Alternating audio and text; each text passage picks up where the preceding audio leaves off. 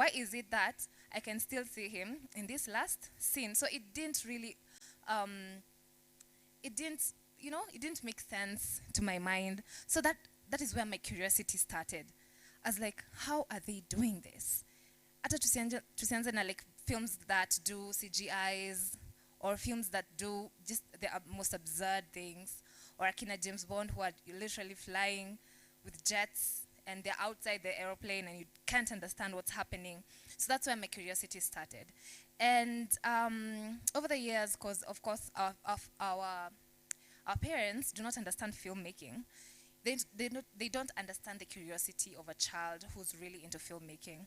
So wanakupata every time uko kwa TV, they don't understand. Well, unashinda kwa TV. Why are you always staring at that machine? You should be doing something else with your life. You should learn a skill. You should go learn about being a doctor or being an engineer or being this, and this.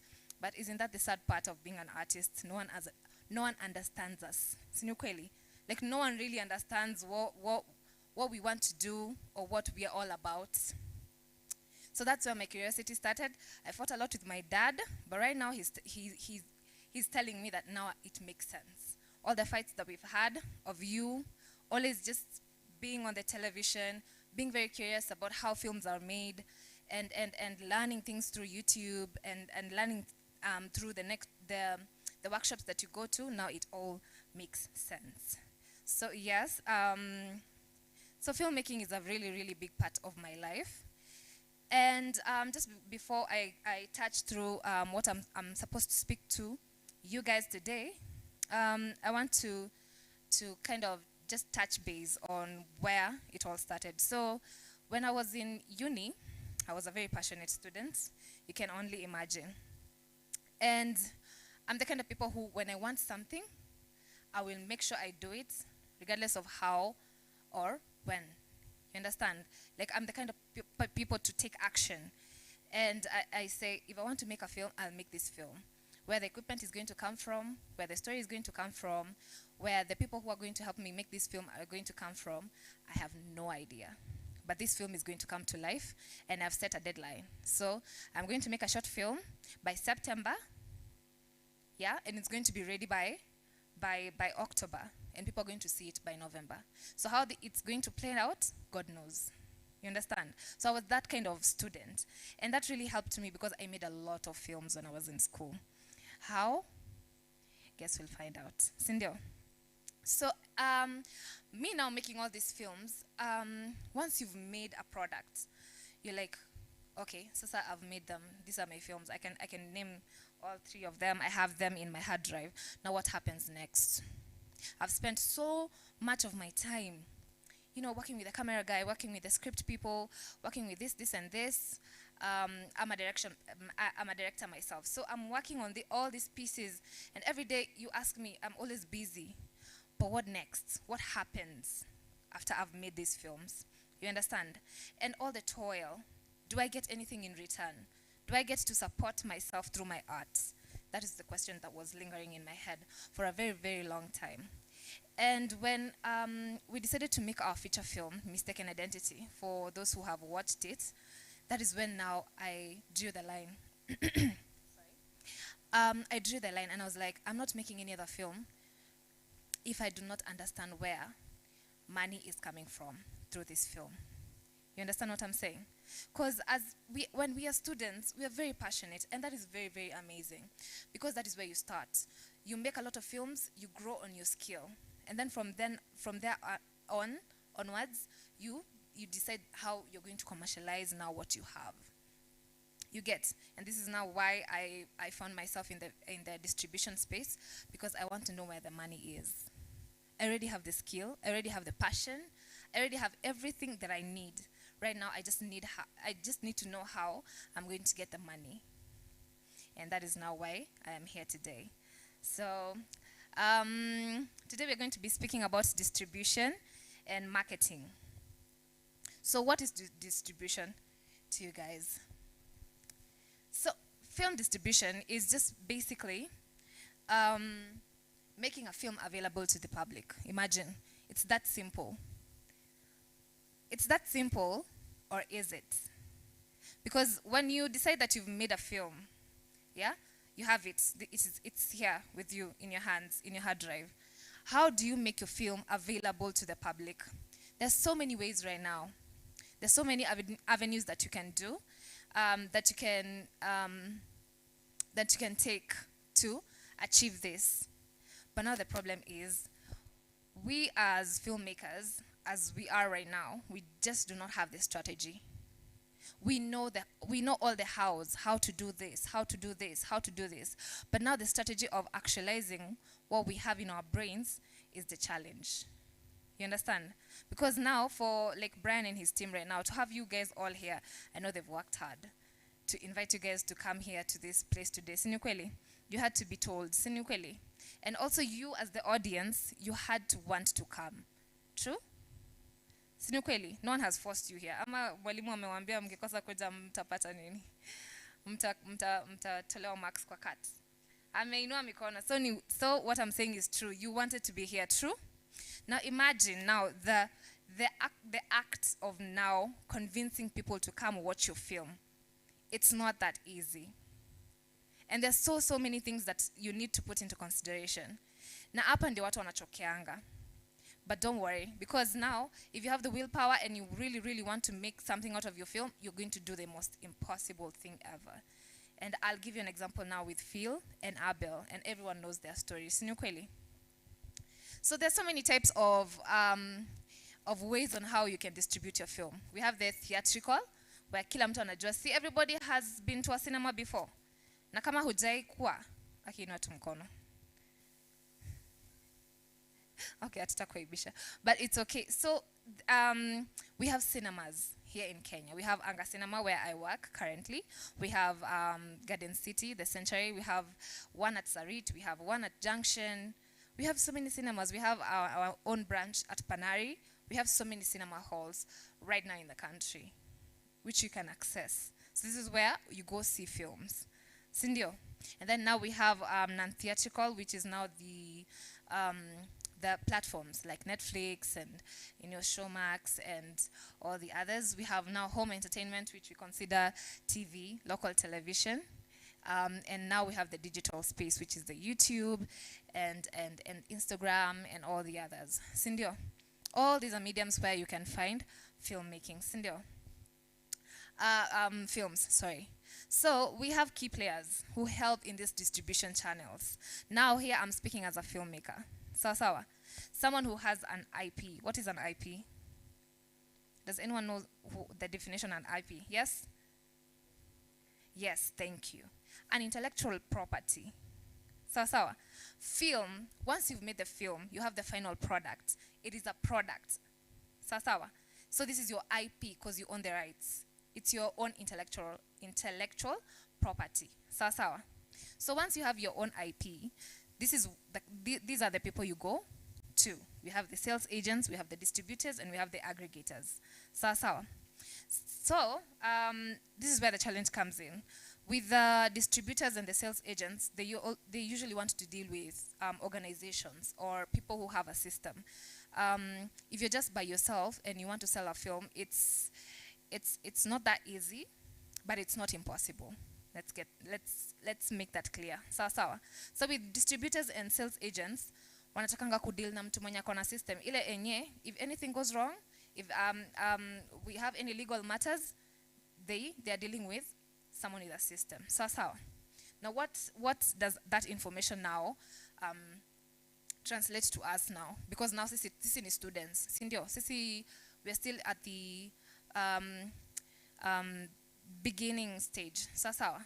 We're not really amateurs. I don't like calling people amateurs because people are skilled. They're people who are born skilled. Sindio. But we're at the beginning stage, of course. Now we go with levels. Sindio. Sasa sisi, we don't have a system. Sisi tuko na hii film yenye tulitengeneza last month na ndio hii tumeleta hapa. Sindio.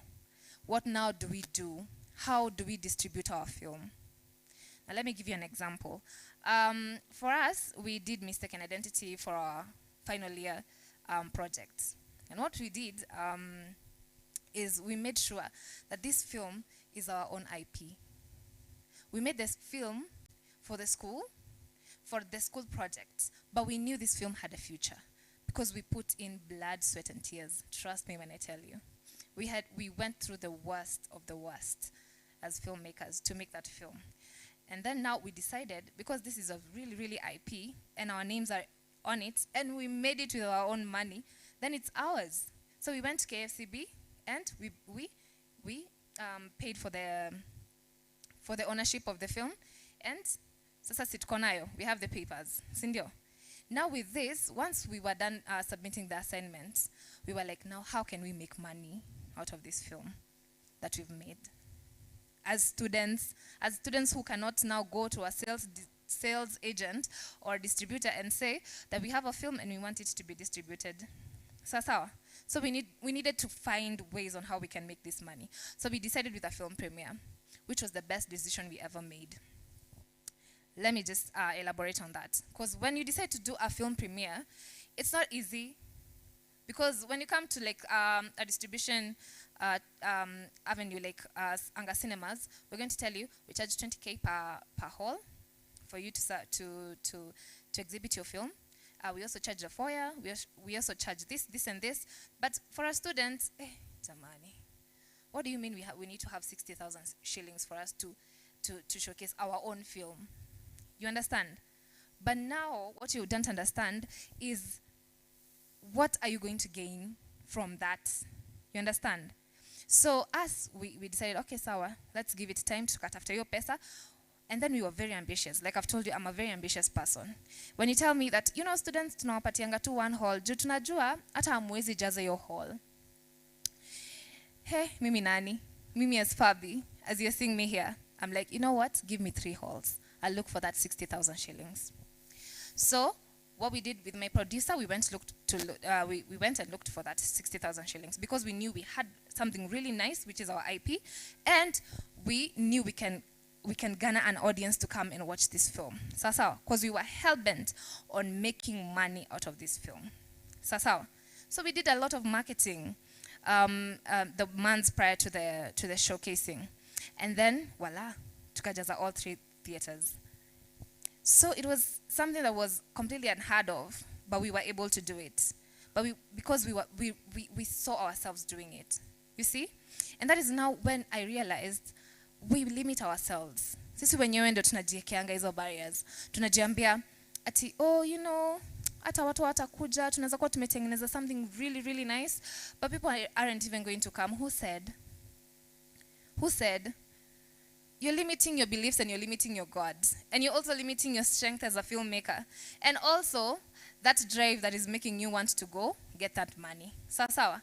So this is me explaining to you how distribution works and how you should start thinking as a student and not see that just because you cannot be able to reach these sales agents and distributors that you won't make money out of your film. Sawa. Then I give another example. After we did the premiere, it was a massive success. Trust me, it's still one of my prides till date. Sawa. Mind you, that was 2023. Right now we're in 2025. Sawa. Haya, tuka decide, you know what? We still have our IP. You see the beauty of owning something. The beauty of toiling and owning something, your own product. Tukasema, hii haitakaa kwa shelf. Lazima tena tutafute place ingine tutapata pesa. Tukadecide tunafanya another screening at Unseen, Nairobi. Not a lot of people came, but people still came. And we watched. And we got some money. See? And then tukasema, we're not stopping there. There are no any laws that are telling someone that you cannot distribute your films. Ni kweli. We already own it. Tukasema, we are doing now another public screening. I approached one of them along bypass, Kamakis. Nikamwambia, since I see you guys have a space, can we use this space to tell people to come another screening, mistaken identity for all those who weren't able to make it to the and there was food in the park, so you could eat and then you go and watch your movie, and it was so beautiful. You see? Beautiful. You see? The limiting beliefs and going past them. Yeah? This is how now I saw that this thing is really possible. Like, you can do it as an independent filmmaker. You can toil hard, make your own film. It doesn't matter what genre. Then after that, you learn how you're going to distribute it and learn your distribution channels and also your audience. You understand? So please do not have any limiting beliefs, especially as a student. Hata mkitengeneza film, na muone aki yenyewe hii tumeifanyia kazi na inakaa smart sana. Please make sure that you've brought it in front of a who? Of an audience, regardless of the number. Sawa? Have that crazy belief that people are going to come and watch your film, regardless. Sawa? If I can have the, nice. So what is now marketing? Because now we've understood that distribution is making sure that your film has been seen by an audience. Sindio? Now what is now marketing? Yeah? So marketing is creating awareness and demand. And marketing right now is very diverse. Actually, if we start on this topic of marketing today, ata hatuwezi maliza leo, because it is so diverse. But it's creating awareness and demand of your product, which we're calling a what? An IP at this juncture, sindio? Our film. And then you target your audience. You target which audience you want to watch your film. So I think last year I had Phil speak, and he was saying, and when I say film, Phil, I mean field director. See, everyone knows field director or CEO. So nilimsikia akisema ati every time he goes to watch a film, if he doesn't like it, he says, I wasn't the target audience.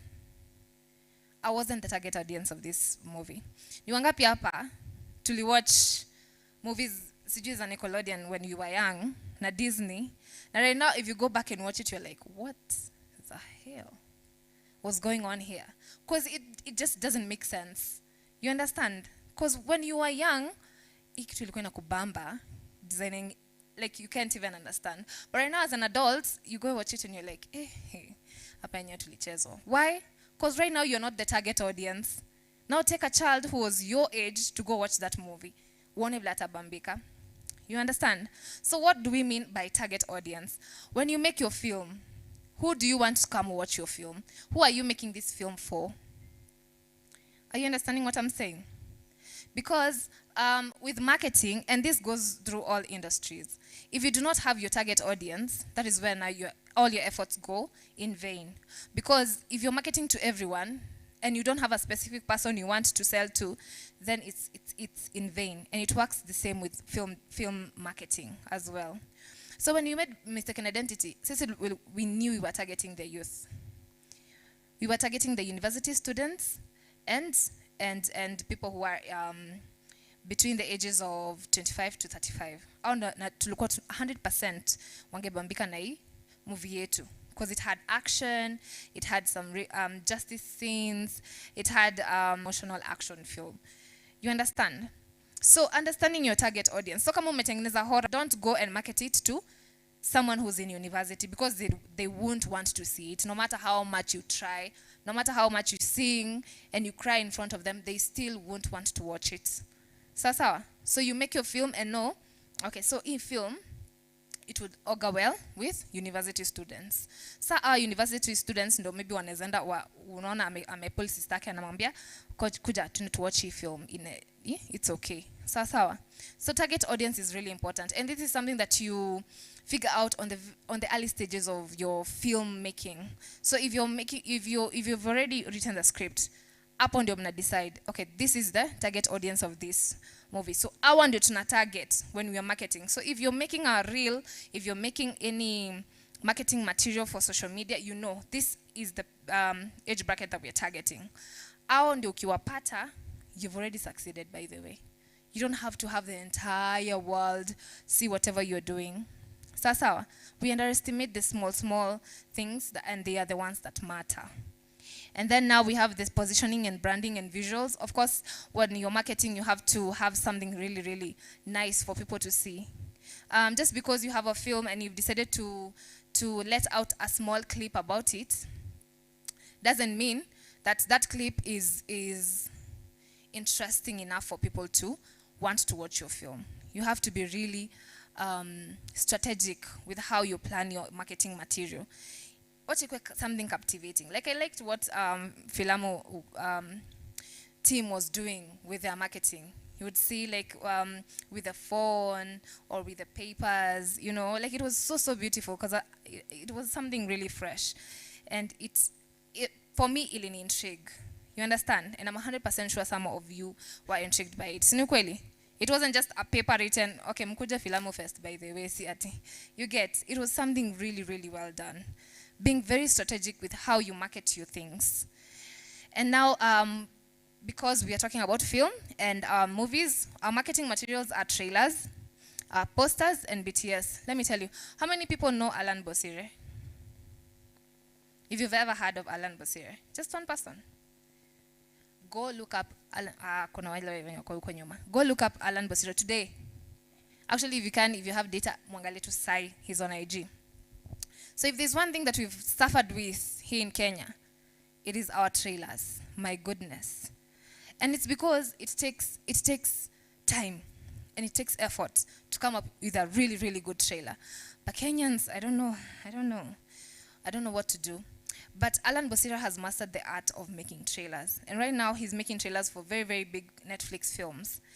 And it is something that we need to put into consideration. Because if you make a film trailer, iko tu hivi, I promise you, we will not come to watch that film. Because there's nothing that has captured us. You understand? I work in the cinema. Let me tell you, with every film that comes, if like right now I know which film is coming in 2027.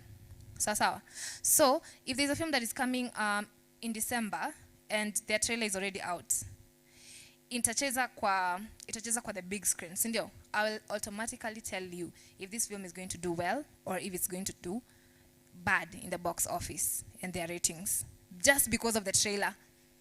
The trailer is everything. It's the one that invites people to want to come watch. Adi watu wenye wanakujanga screenings, wanakujanga wanasema, okay, naweza watch trailer hiyo movie nione kama naweza ipenda. Number one, as a filmmaker. Because that is how they gauge your film. They're like, okay, it doesn't look interesting to me. And maybe say your movie is, you know, it's amazing, but your trailer imewaspoilia. So we need to really take into consideration how we're making our trailers.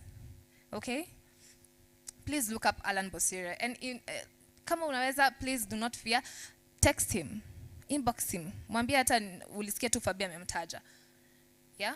And just see what he does. It's really amazing. And also the BTS.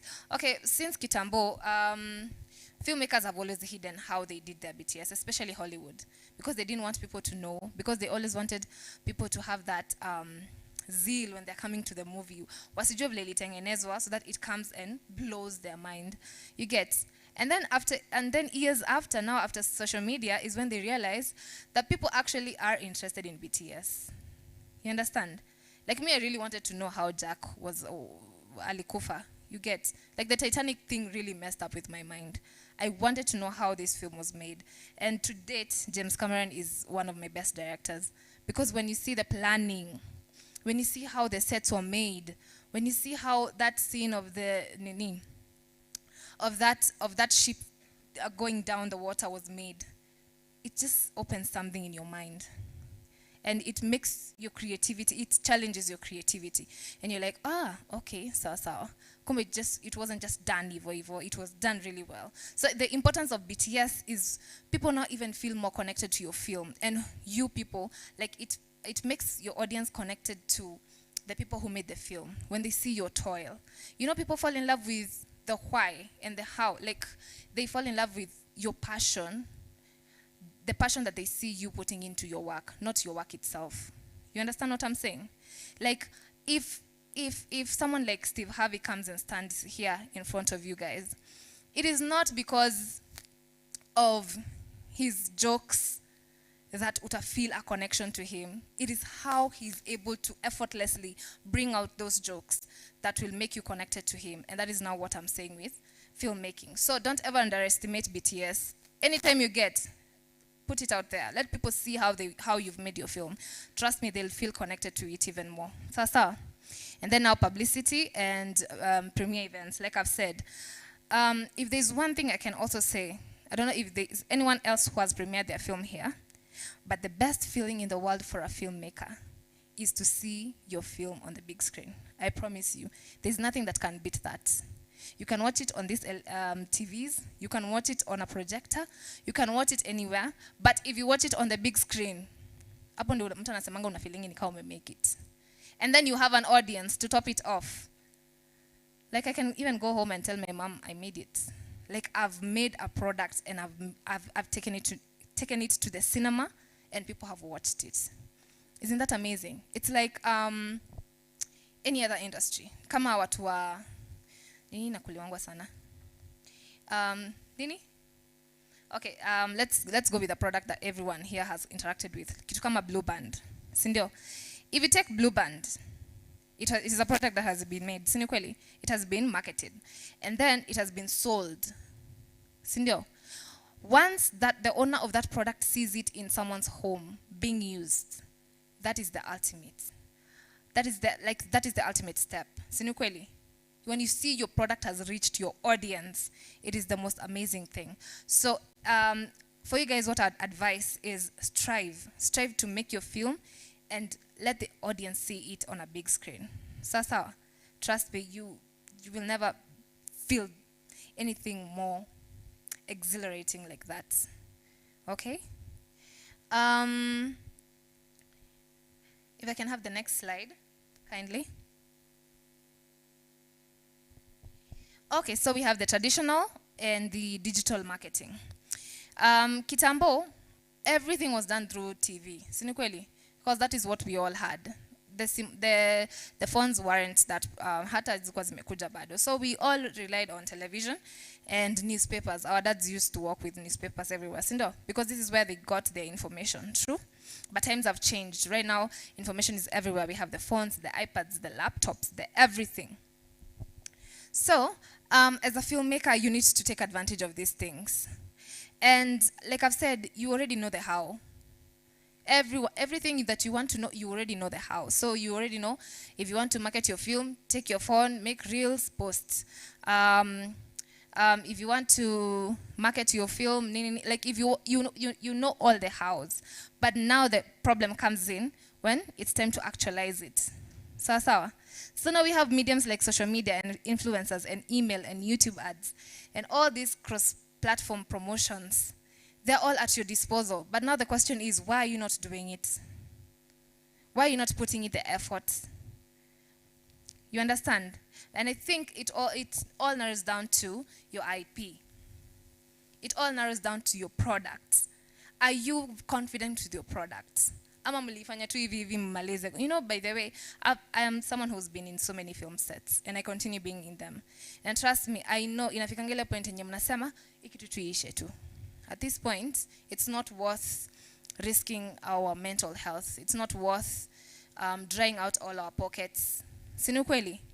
So, you see, all that now translates to what you now have as your final product. If you guys are not confident about what you're putting out, trust me, you won't have that drive to market it and to use all these platforms to market your film. You understand? So it all narrows down to, how do I make this IP really fantastic? Pour out your heart and your soul and your sweat into this film and make it really, really nice for people to watch it. Am I making sense? Am I making sense? Please make sure that whatever you're putting out is something that you're really confident about. Si lenye tutoksamehea, atutoksamehea. When you give us a film with bad sound, atutoksamehea, you had a chance to make that sound really nice. You had a chance to really think through something you can do to make that sound really good. Niwe tu ulipuuza, just because of your own reasons. And now you have an IP that has bad sound. Now what do we do about it? You leave it on the shelf. Ama you'll just post it somewhere that we already made a film and that is it. You don't have the confidence to actually market it. You understand? So once you make a really good film, trust me, wewe ndio utaamka hiyo asubuhi 6 kwanza kutafuta ideas of how you're going to market this film. And when you're marketing to a target audience. And when you're marketing to a target audience, you make sure it's recurrent. Like hakuna ile siku yenye una stop. If you've already marketed it today, hadi kesho unaamkia kufanya the same thing. Don't let people forget that you made a film. That is the secret. Don't make people forget. If there's one trick we did with Mistaken Identity, is we made posters for every day, leading up to the premiere. So tulikuwa tunaekea watu 12 days to go to the premiere, 11 days to go to the premiere. We make reels, tunaambia watu where the venue is going to be. Like, don't make people forget. Unaweza pata, like, mambo ni mingi. People have money in their pockets and they want to do something with them. Like, we call it disposable income. And then you posted once, and maybe the next time after 2 weeks. Watu walisahau. People have already, like, people are going through a lot of things. So, like, you need to keep reminding people, we made a film, we made a film, we made a film. Be annoying. That is one thing that I can tell you about filmmaking and marketing. Be annoying. How many times do we see ads za kina Indomie na sijui ni gani sahi iko inashinda kwa YouTube yangu? There's one for juicy fruits. Juicy fruit, I don't know, inashinda kwa YouTube yangu, and it has Mogambi, my friend. And it's always on my YouTube. I'm like, adi squeeze tu najipata tu nikiimba hiyo wimbo. Like, you get, be annoying with your marketing. It gets into people's brains, and now it can't get out. And that is how now you make your money. When you're always on people's, people's faces. And that is how now marketing is done. When I tell you we all know the how, but we just don't want to actualize, it's the truth. We don't want to do the most. We just want to do the bare minimum. Because we're like, okay, sasa na wakiona, nime post sana. Wacha waone. Isn't that the reason why you're posting every time? Sini kweli? But that is now what I did with Mistaken Identity, and that is how I got my results. Let me have the next slide. Thank you. Now, sasa hapa mali tuko, none of us is attached to a production house as big as Multan. Iko? Hakuna, sindio? So we are all independent filmmakers, sindio? And it's okay, because we all start from somewhere, true? So this is why now we call ourselves independent filmmakers. And we are still in the marketing stage, and how we can now market and distribute our film. Sawa? Without necessarily using so many long channels, like using distributors. Sawa? But now, let's hold on that, because I want to tell you something. I want to tell you guys something that you had no idea, and you're going to be really flabbergasted. But tunafika hapo. So, building your audience early. Nani akina Mkuru. Let me tell you. Mkuru and Phil sat down, and they didn't sit down 2 days. They sat down years, probably 2 years, thinking about how they're going to make this thing work for them. You understand? So they were like, okay, so for kitu ijipe, what do we need? So we need access to an audience. Okay, true. And we also need a platform where we're going to showcase our films. Okay. And also we need a voice in the industry. Okay, sawa. How do we actualize all of this? Mkuru was like, okay, I can build my own audience, because aside from me being a filmmaker, what can I do also? I can tell stories. Sini kweli? Akaanza kutell stories zake kwa stool. Hivyo akabuild audience yake. And then they also saw that kupeleka film Showmax na Netflix sometimes inaweza kustress kidogo. So how else can I also make this film? Now how can I distribute my film, now bring it to an audience without having to use so many long channels? Waka create their own platform. Sinu kweli? And now they had to marry this thing together. And when they became successful, everyone was asking, how did they do it? They strategized. They knew the hows. They just had to actualize and find their audience. You understand? Yeah, so like, it's all about just the strategy and how you look at things and building your audience early. Usianza kusema ati, okay, nimesikia nataka ku make film hii mwaka. And then you say, okay, nitatafuta pesa hiyo kidogo, hii ingine tusaidiane, so tuanze kushoot film July. Let me tell you, if you do not know what is happening to your film after you've made it, before you make it, you have no future with your film. And that is the secret of filmmaking. If you do not know where your film is going, if you do not know how your film is going to bring you income, or how your profits are going to translate in the end game, then you're making the film for nothing, like it's in vain. Because if you do not know your target audience, if you do not know where you're taking your film, you do not know how you're going to get your money back, because now you've used money. Ni kama ufungue duka alafu ufunge. It just doesn't make sense. Like, you've put all your resources and your capital to open a supermarket or a shop, and then you close it. So you don't want, like, you don't know, it's like you don't even want to sell. Are you understanding what I'm saying? And this is now what we are saying about building audience early. And this is why I've given you an example with Abel. Because now he already had an audience. Now, the only thing he wanted was to now make his film.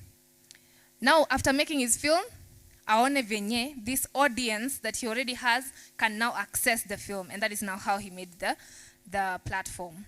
You understand what I'm saying? But now, for us who cannot make a platform right now, because right now, if you want to make a website, I think it's 250 Gs plus. For us who do not have that kind of access, now what do we do?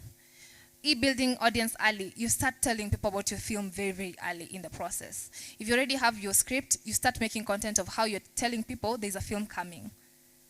There's a film coming, there's a film coming. Nini, just constantly speak about it. And then that is how now you keep people curious. Because people are like, okay, sa Fabi ameshinda akisema hii film inakuja. But then let me tell you, there's no negative publicity. If people start saying, na Fabi ameshinda akisema hii film inakuja for a month, na mimi sijaiona, you know that is still publicity. Now someone else is going to hear me saying that, and then atakoza, okay, by then na Fabi amekuwa akisema kuna film inakuja. You see, more people are being informed, even if it's being said in a not so stylish way. You understand? But you're already building an audience early for this film. And then now when you start filming, you now start sending out BTS, or giving people snippets, or teasers, or, you know, nini, or pictures of casts. You see? Now by the time your film is getting done with post-production, there's already an entire army waiting to see this film. Kuna wenye wanataka tu kuiona ndo wa critic. Kuna watu wenye wanataka tu kuiona ndo waiongelele vibaya. Kuna wenye wanataka tu kuiona ndio they come and clap for you because they've seen your journey all the way from starting to talk about it all the way to how you've actualized it. You understand? So the most important thing is learning how to build your audience early. It's not easy, but then again I've said it's the drive. And it's what you really want out of this film in the first place.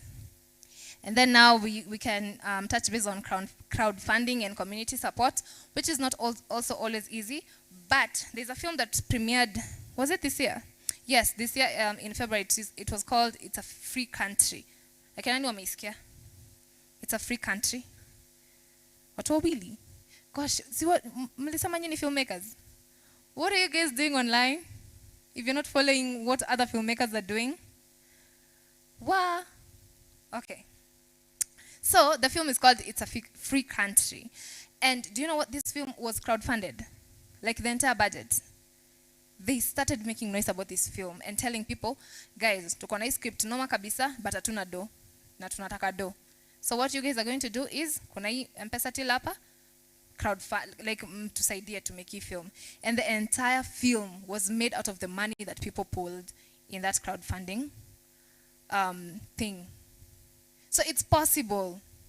It's possible. And now, hata mimi siwezi sema ati ilikuwa watu wenye watu wanajua ati it was someone like Mkuru mwenye aliweka till so people know him, so people are going to send money. No, it was just normal filmmakers who joined together and decided to use their social media platforms to spread awareness on this crowdfunding, and that is how they got their money. So it is very much possible. And then now social media and YouTube promotions. Squeezy YouTube inalipa watu pesa mingi sana, by the way. When you see kina Jackie Matubia using the platform to showcase the nini, kama hii toxic. Nani meona toxic ya Jackie Matubia? Okay, at least you meona. Thank God. I was getting worried. So yeah, like YouTube is paying. YouTube is paying a lot. And another thing that people don't understand about YouTube is you can make your film, put it on YouTube. If it has a lot of views, it has traction. Meaning there's so many potential investors who could be watching your work. You just never know who's watching. And then the next time you announce you have a film, people will be like, I've seen your work. That is how Lukman Ali. Who knows Lukman Ali? Lukman Ali. Who has ever seen any of his works? I can see some very serious filmmakers back there. Hey, if you're serious about visuals in a film, cinematography, editing, action, look up that person. Lukman Ali. Mwandike tu chini down. You'll remember me one day. That is how he now started getting millions to fund his projects. Because alikuwa anatengeneza a very good film. My God, you're blown away with the lighting and everything that he has done. And then anayeka YouTube, you're like, guy, are you serious, Lukman? Like, this film is so good. It's supposed to be in Cannes Film Festival in the US. But ameyeka YouTube. Why? Because he knew what he was targeting for. He knew people who are watching. And then now when he said he was making his next film, he got millions. So, be very strategic about what you do with these platforms.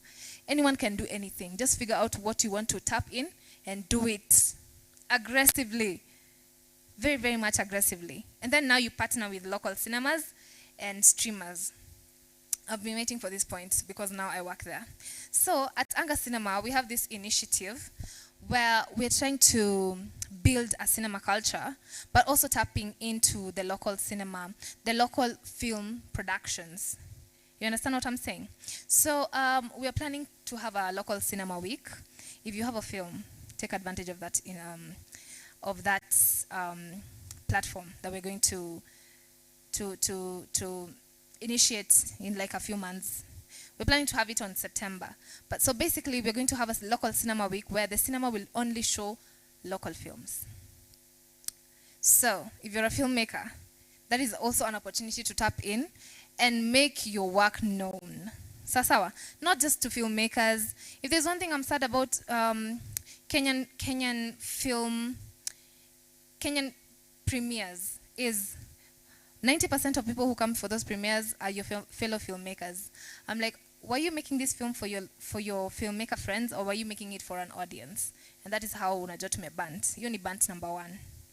Tuna making films, uonyeshe sijui Brayo, vile wewe ni mdeadly na camera. Uonyeshe sijui Ian, vile wewe unajua ku edit. You understand? Why do we make films for filmmakers? You're supposed to be making it for the audience. How many have seen Makosani Yangu ya kina Phil? You know mkono yako vizuri. That was a good film. You should be proud you watched it. Thank you so much. So, Makosani Yangu ukiangalia hivi, honestly speaking, was it made for filmmakers? Was it really made for filmmakers? Hapo kulikuwa na mashots sijui kali zenye hadi wewe understand? No.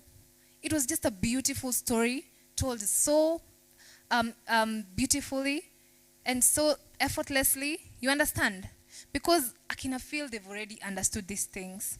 You cannot be making films for filmmakers. You're supposed to make films for your audience. And this is why I'm talking about your target audience.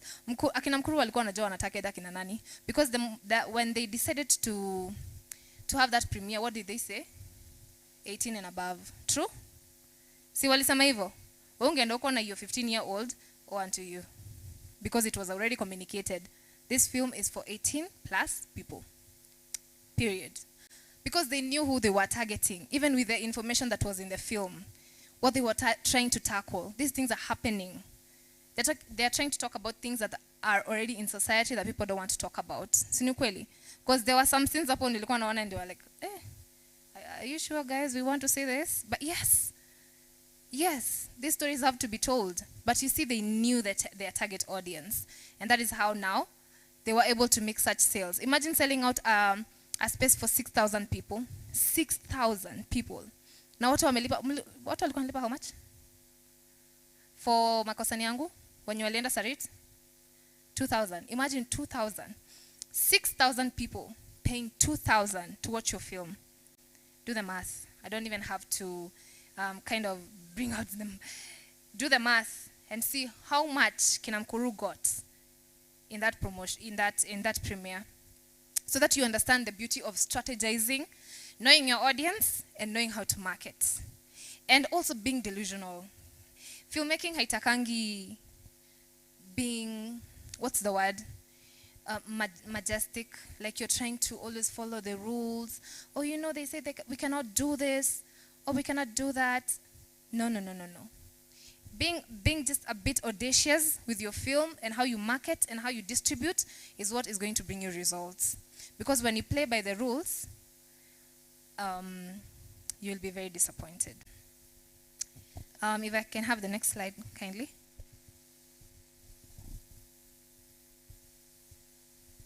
So, all of us here are students, yes? Hata wenye wamekuja, karibuni sana. So key tips for students, because I feel like we always talk about the same things. Like everything that I've just said here, you've heard it before, true? But the beauty about the human brain is once you repeat something, it sticks, because we interact with so much stimuli every day.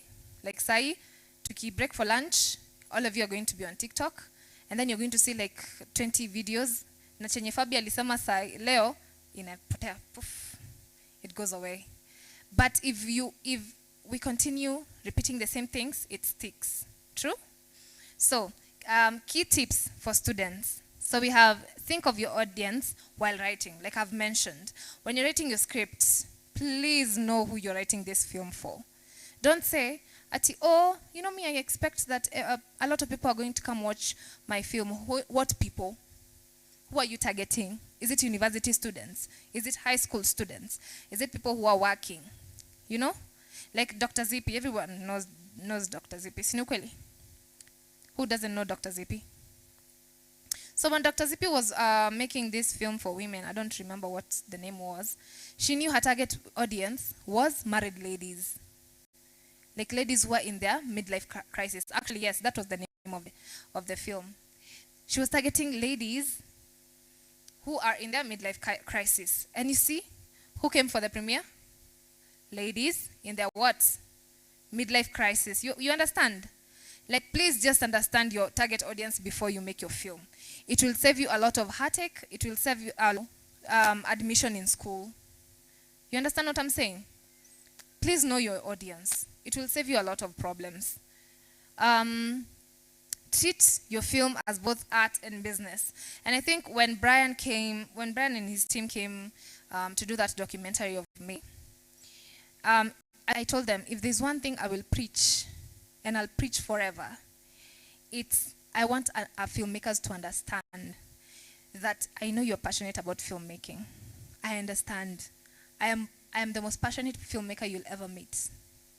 But the moment you start seeing your film as a business, as an IP, as a product that you need to sell, that is the moment you break through as a filmmaker.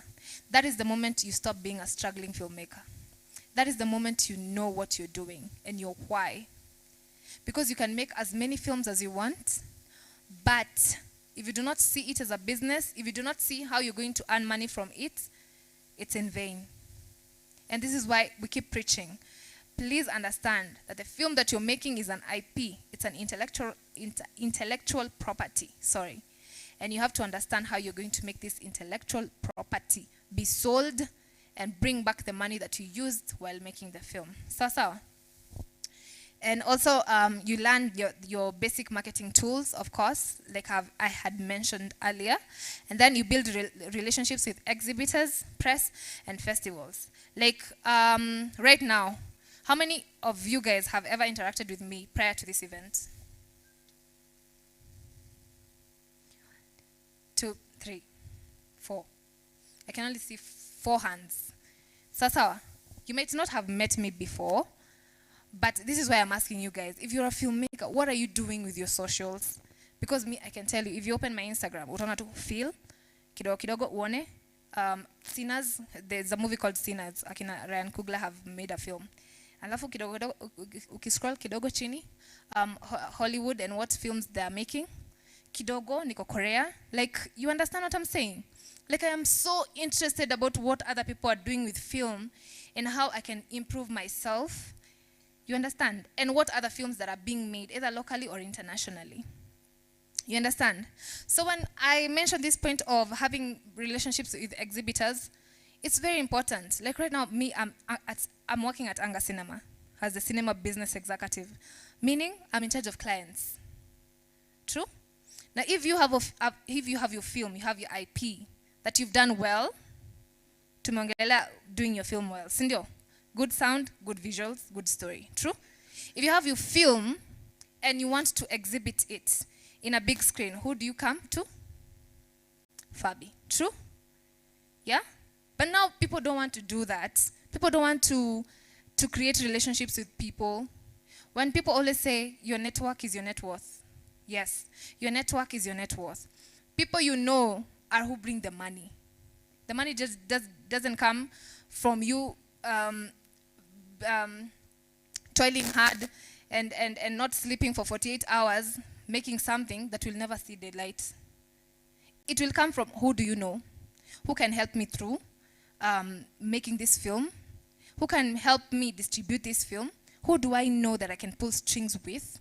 And all this is only possible if you have relationships with them. You understand? Because you can just call Fabi and tell her, Aki Fabi, me, I have this film, Aki Nani Rembo. I'll send you the link. You watch it, and I want to showcase it at Anga Cinemas, and I would like one hall. Trust me. If we've ever spoken before, would I really dismiss you? I wouldn't. Because I had already seen your intentionality of wanting to do that. When I was in uni, everyone knew me. I'm not even lying. I was everywhere. Even people outside. Actually, this job at Anga, it's because I had already cemented my relationship with them when I was in second year. Right now, it's the second year after I was done with school, and now I'm working with them. Are you understanding what I'm saying? And right now, I'm trying to understand distribution on another level. Now, I have connections with distributors, international distributors, who are bringing now the films from Hollywood, from Korea, from China, from who. So building relationships with exhibitors, it's so easy. And people say, Fabi, I admire your confidence. I'm like, I have to have it. It's not an option. Like I don't tell myself, leo wacha tu nikuwe confident. No, it's something that I have made it as a priority. You understand? I was in South Africa last year, and one of the reasons why I had gone there is because I wanted to go see Steve Harvey. And I really, really wanted to speak to him. Have you ever been really committed to something? You know, I had said, uko sitoki kama sijaongea na huyo mtu. Siwezi kuwa nimekuja all the way here and then go back home disappointed. You know what I did? I was by his, like, unaona ile adi unasukumwa na bodyguards, like you're too much into his space. Because I really wanted to speak to him. You understand what I'm saying? And another thing that I've realized with all these people who are always asking me where my confidence is coming from is they're so afraid. Steve Harvey did not beat me. You understand? He did not beat me. Bodyguard to throw me away. He spoke to me like a human. So when we're talking about building relationships and with all these people to build your network, even if ni prezo, go speak. Just go speak your mind. Say your name, say what you want. You'll be surprised. Like some people wanakuanga wamekwa in such levels, hadi wanaonanga ni kama, it's like, kwani people don't want to talk to me and I'm in this position so that I can talk to people. And watu wenye anashanga kwa nini hawamuongeleshi kumbe wanaogopa. Me, I'm telling you, put me in a room with President Ruto. Put me today in a room with, I promise you. Edeta niskumwe. I'll go speak my case. I'll say, my name is Fabi Grace Chongoro. I'm a very passionate filmmaker. There's a project I am working on right now. Could you give me 5 minutes of your time? Period. Ivo tu na unajipata you're elevating. So please learn to build relationships with exhibitors. Take my number. Tell me about your projects that you're doing. Mwalimu has told me about an initiative that he's working on. Inquire on those things. The festivals that are coming up. All these things are what are going to help you through.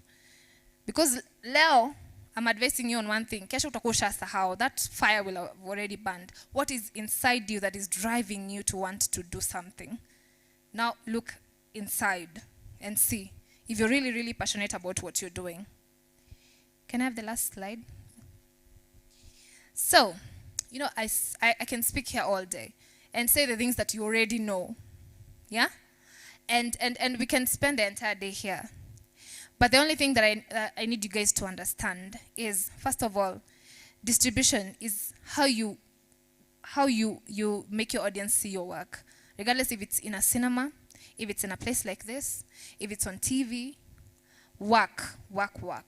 And now marketing. Marketing is diverse. You can do it in the most weird ways. Because sisi Gen Z, we don't have atuogopi sana. You understand? We are making very serious content out here. Oops. Yes, we're making very serious content out here. And it's very creative. And it's reaching so many audiences. And so many people I know who are my friends right now are making so much money just from content creating. You understand? So if you have your film, please do not tire to try and bring it to the audience. And let's also make sure that the film is really, really good. Sawa. If there's one thing I want to leave you guys with as we break for lunch, because you all look very hungry, is learn that I am a filmmaker. Whatever I am making is a film that is a product. This product, I have to make it really nice so that I can be able to market it, so that I can also distribute it, and that is how I make my money back. Sawa. Now to the last thing before I open the Q&A is, you remember I told you guys there's one thing I'm going to tell you that you probably have no idea, or kama mmesikia mahali, it just didn't kuingia vizuri kabisa. As beginning filmmakers, or those of us who are still on the early stages of learning about filmmaking and how it works, you do not have to do everything by yourself. Hello? You do not have to do everything by yourself. Let me explain. So when you're making your first film, your second film, and these are short films, sini kweli, 1 minute, 5 minutes, easy ni easy, mtafanya tu nyinyi wenyewe, because no one is asking for budget, no one is asking for money, no one is asking for anything. Ni kila mtu amekuja hapo, one is a cinematographer, one is an editor, one is a director, mkaungana, mka decide kutengeneza film, sini kweli? And this is why we're in film school. That is what film school does. Like, that is what you should be doing when you're in film school. Making as many films as you can with no budget. And I mean no budget at all. So do it in school where kila mtu akona lunch money yake. You understand?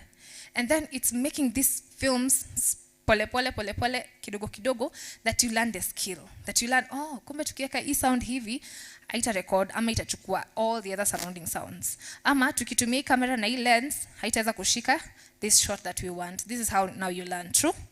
But as you progress, there are so many other ways that you can do to make sure that you make your film. You understand? If you sit down and have a really, really good concept of your film, do you know you can pitch it to distributors or to people from different countries? And then they all pull resources to make this film. And then after making the film, now it's going to be distributed in different regions, in different countries, and that is now how you make your money back. Are you understanding what I'm saying? You do not have to go deep into your pockets and drain yourselves dry trying to make a film which you have no idea where it's going. Am I being understood? And this is how you're going to crack the distribution channel, because you'll know, okay, so I'm working with someone from TZ and someone from Uganda, and we've all pulled resources to make this film. So once I'm done with this film, I already know it's going to Tanzania, where it's going to be screened. It's going to Uganda, where it's going to be screened. Hata tusiende beyond the borders, you can still do the same here in Kenya counties. Useme, okay, tuko na hii film, na wewe ni wa wapi? Wewe ni wa Busia, wewe ni wa Kisumu, wewe ni wa Mombasa, wewe ni wa nini? Okay, let's pull resources and make this film. Okay, sasa. Or you can get funding from somewhere else, true? Then once the film is done, you already know, okay, so we are going to screen it in Mombasa, we're going to screen it in Kitale, we're going to screen it in Nairobi. And this is now how each and every one of you now gets to make profit out of this film. Sasa. I don't want you to be thinking, oh, we need to pull so much resources to make this film. No, there's so many avenues that you can take. Sasa, not just trying to pitch to NGOs who everyone is going to NGOs. Sasa, filmmaking, the beauty of filmmaking is collaboration works. And it's actually the secret. Collaboration is everything. So let's all learn to build connections where we can collaborate with other people and see how this IP that now we've made can now make us get our money back. Am I understood? Am I understood? Own your IP. Sawa? Okay, now we can get to the question and answer categories. So the first question is mine to you guys. Now, I'm choosing people because now I've seen kuna watu wenye they are very silent. So what made you go see the last movie you watched? Okay, let me ask this question again because maybe someone hakuwa ameingia. How many people have ever been to a cinema hall? Ever? Even if you were like a baby, uliambiwa tu ulipelekwa. How many people have been to a cinema hall before? Now I see. That's a good number. So, my question to you guys today is, what made you go see the last movie you watched? Like, what intrigued you? What really made you go to that cinema hall? And not tell me, Charlie Sema, we go so that he can grade us, Those ones never go well. What made you go see that movie? And not tell me, nilikuwa nataka tu kupeleka girlfriend yangu, Like, seriously, like anything related to the film that you watched. I ask randomly. Let me see. You. Yes, you with a shirt, I don't know what that shirt is called. Can we get a microphone kindly? Thank you.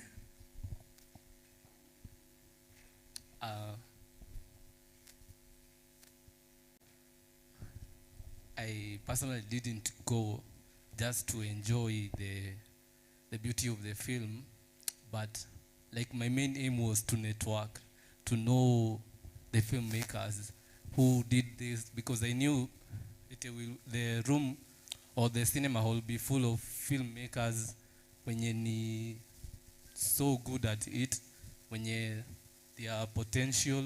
So mimi kuenda, I kutaka kuchukua contacts zao, interact with them, know how they did it.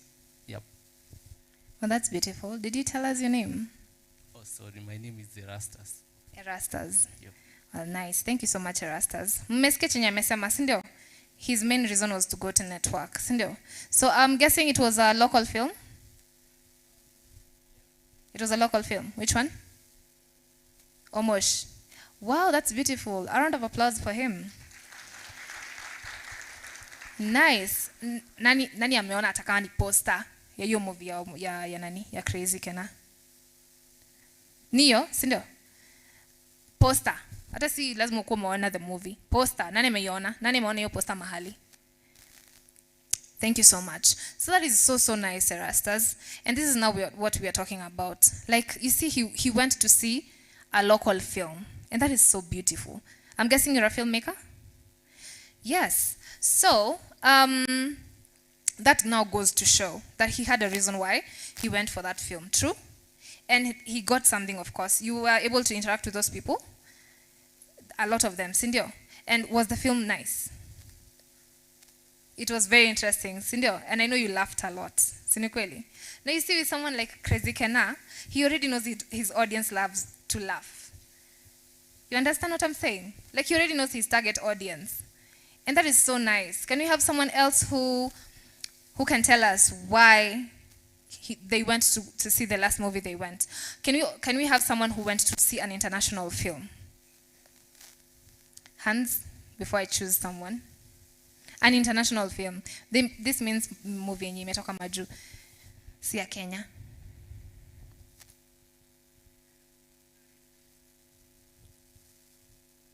Hakuna?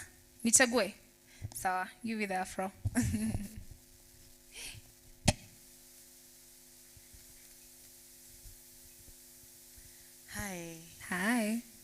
is Aneta Mutheu.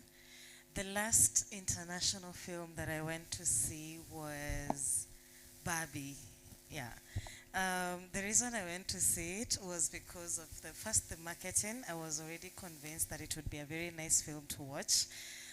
It also felt like a really girl's girl. So when you've talked about target audience, I kind of related because truly, there was even a dress code, wear pink, and people are really wearing pink at the cinema. But generally it was a good thing. I liked the women empowerment in the film, and I think that is part of the reason why I was going to see it. And basically also because I'm a film lover, so I'll just go to the cinema and watch anything. Yeah. Wow, that's amazing. I'm sorry, you said your name was? Zanetta. Zanetta. Yes. Nice, beautiful name. Thank you. Round of applause for Zanetta. So how many people watched Barbie?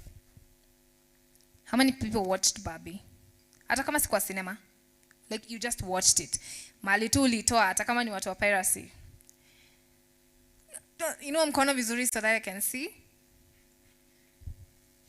Nimeona hapa mtu akisema si kila mtu aliwatch. Imagine kuna watu wainui mikono.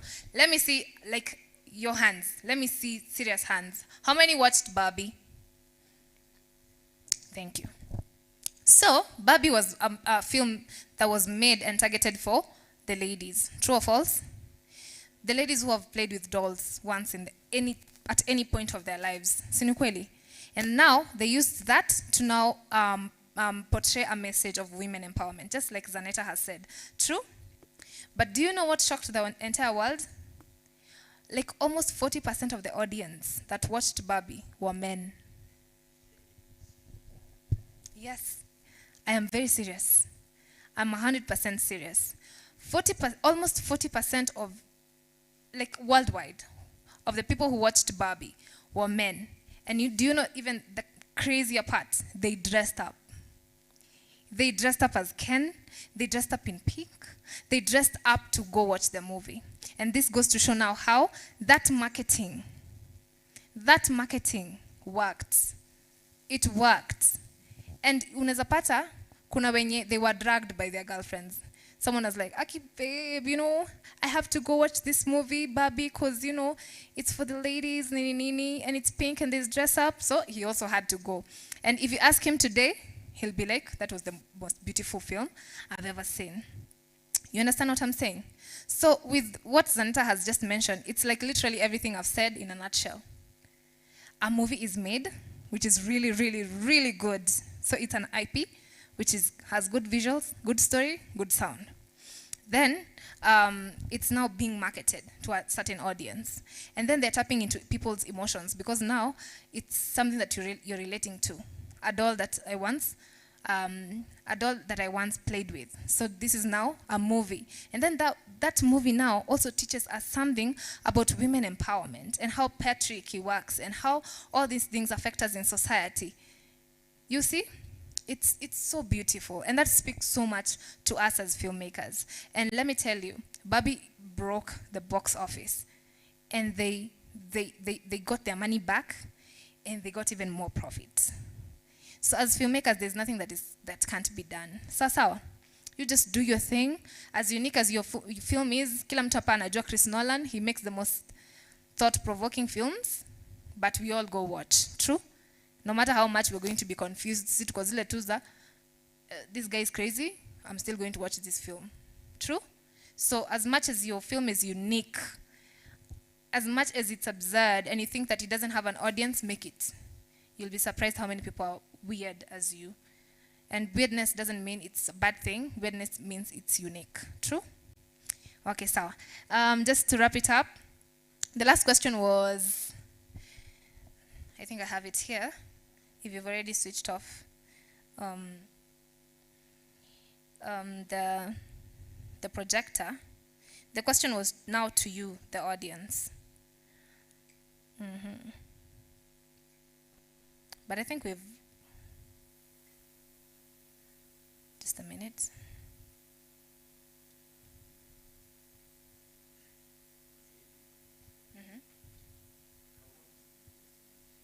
Bye. Thank you so much. So how do you distribute your student film? It's what I've been talking about for an hour and some minutes. Ni kweli? How do you now distribute your film? Tumesema, going to those distributors and sales agents, it might take you a long time. Sindio? I've already given you the story of how I distributed Mistaken Identity. And right now you can find it on My Movies Africa. Yes, right now it's in a platform. If you want to go see how I directed my movie, it's called Mistaken Identity. You can go find it on My Movies Africa for just like, I don't know, if it's 50 or 100 shillings. It's very affordable. Sawa. So now I want just two people to tell me from what we've discussed today. Yeah? How you can distribute now your student film from the information that you've gathered today. Is that okay? Do we have anyone who wants to volunteer, or should I just speak again? Do we have someone who wants to volunteer from the information I have shared today? Do we have anyone who wants to give us a snippet of how they plan to distribute and market their film once they've done it as a student? Akuna? No one is bold enough. So I choose.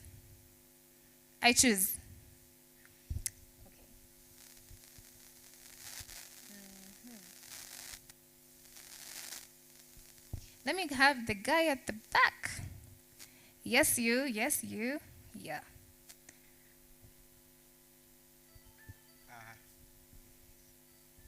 Hello.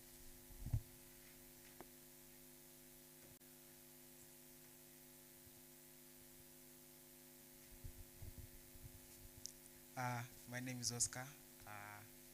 What you said, how can market my film? Please be a bit audible so that people can see you. Asked me how can market my film. Like, Can you stand? Thank you. Like how I can market my film. Like mostly I usually spend most of my time on social media, and I have a lot of friends who have many followers on Instagram.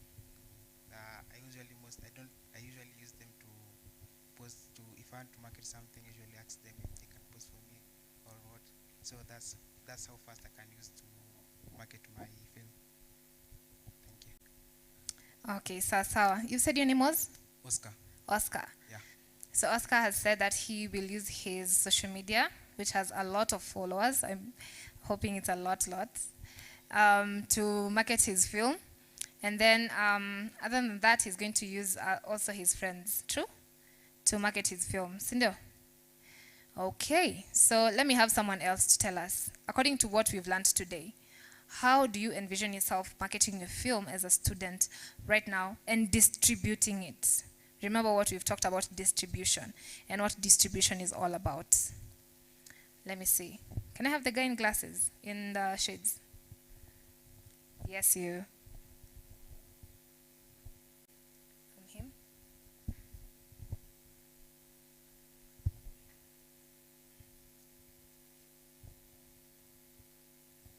Hi, Hi. my name is Caleb Seras. I will gather an audience from the students that I know from the school that I am in, and let them see my film. Nice. Okay. I love the way each and every person is touching base on something that we've mentioned. So the first one has said using social media, and Cyrus has mentioned about gathering an audience first. You remember the point of first getting an audience? Building your audience as you progress into your film. Let me have just one more person. Sawa. Now a lady. Sindio? Kwanza wenye tumekuwa hapa since the beginning. Okay, let me see. Let me have the lady in yellow.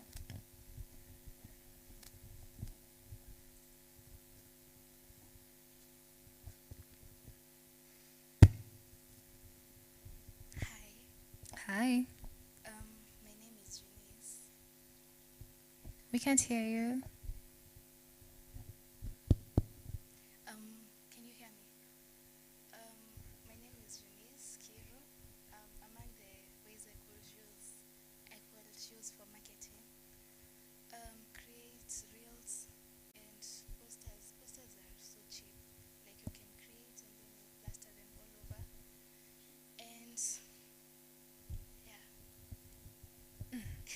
Okay, thank you so much. You said your name was Renee? Eunice. Okay, sawa. Creating reels. Okay, sawa. I was waiting for someone to thank you so much before. Can you have the mic there?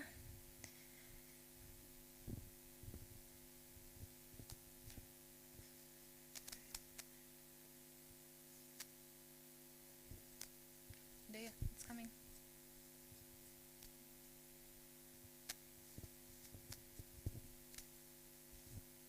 Okay, hello everyone. Oh, I wasn't here from the beginning, but how I will spread my film or distribute my videos, I will basically create promo videos, also have some snippets of whatever is happening in the film and showcase to the people so that it can create that eagerness of people to watch the film.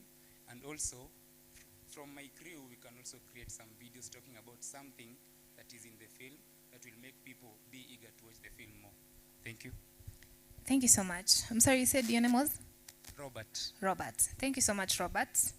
Robert has touched base on BTS and promo videos and talking about the film. And that is what we've discussed. Sindio? Sindio? No one has spoken about distribution channels. No one has said anything about the cinema. No one has said anything about any platforms. let me just tumalizie hapo. But okay, so you've been a beautiful, amazing audience. And my name is Fabi Grace Jongoro. For those who have arrived late, I'm the cinema business executive at Anga Cinemas. We are a cinema franchise where we showcase films. We exhibit films, international and local. And right now, we have an initiative where we are planning for a local cinema week where we will showcase local films for an entire week. An entire week. So if you have a film that you're really proud of and you've made really well, please follow Anga Cinemas for more information. So, well, that has been me. Do we have any questions? Okay, Sasa, thank you. Okay. Can we start with Malimu and then you? Yes. Okay, Sasa. Oh, hi, Fabi. Hi. When will the local showcasing of cinemas be? I think we are planning for it to be in September, but we're definitely going to communicate. Okay. Please follow our social media platforms. Sawa. Anga Cinemas, or just my own social media, which is Fabi Grace on all platforms. Sawa. Please make sure that you tap into this. It's going to change your life. Yeah. For those who don't know me, my name is Nathan Bronze Onsare Asiago. I teach here in the Department of Film and Animation. First, I'm about to commend you for the presentation you have given with a good experience and a nice background. And this has really enlightened us quite a lot. I want to just make a comment before I ask a question and make a request. When I was at Maseno University, I used to teach there. That was in the early 2000. I think it was around 2005. There was a student, I think a classmate to Zip Okoth. Zip was my student for 4 good years. She was from Taita. She came from a very humble background. And I gave them a task and they were doing projects for each student. They were doing individual project. And she was able to raise, I think, between 30 and 40,000 then about. And so your basic audience or your primary audience is your fellow students. So you can always utilize that. I've not seen any of you guys take advantage of this population here of 9,000 students. If you could do like 50 shillings per person and let them know the initiative you have, at times it can market. As she said that there's no bad publicity. What if you say you don't have fee and exam is almost coming and I've done a film, please come and support me by paying 50 shillings to watch my movie and it will save me quite a lot.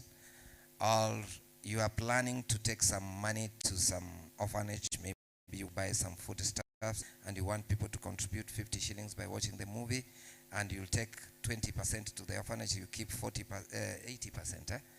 I think people might see it as a good initiative and can come and watch your film. So there are many strategies you can use. Now, the request I wanted to make to her is that there are quite a number of people who have never gone into a cinema theater here. I think 90%. And I am requesting that you give them an offer to come over and watch a movie at the Anga Cinema. You give them a date so that wakikuja wakijua analipa so moja, ama they are coming for free, ama the guys who show up, the first 20 guys enter for free, and maybe if they buy popcorns, they'll enter for free. That's nice. So give them an offer, and we'll really appreciate. So that they can get the experience. So let them be ready for that if you can do that. So the question I wanted to ask was, I've always had this desire that we should have more theaters across the country. And we are borrowing examples from other nations like South Korea, which is going on in constructing new cinema theaters against the wave of the social media, the YouTubes and the others, the online streaming services. Against that background, there are theaters being built. What do you think is the future of cinema theaters in Kenya, you being one of the instrumental people in that industry? Thank you. Thank you so much, Mwalimu. A round of applause. Come on, guys, we can do better. A round of applause.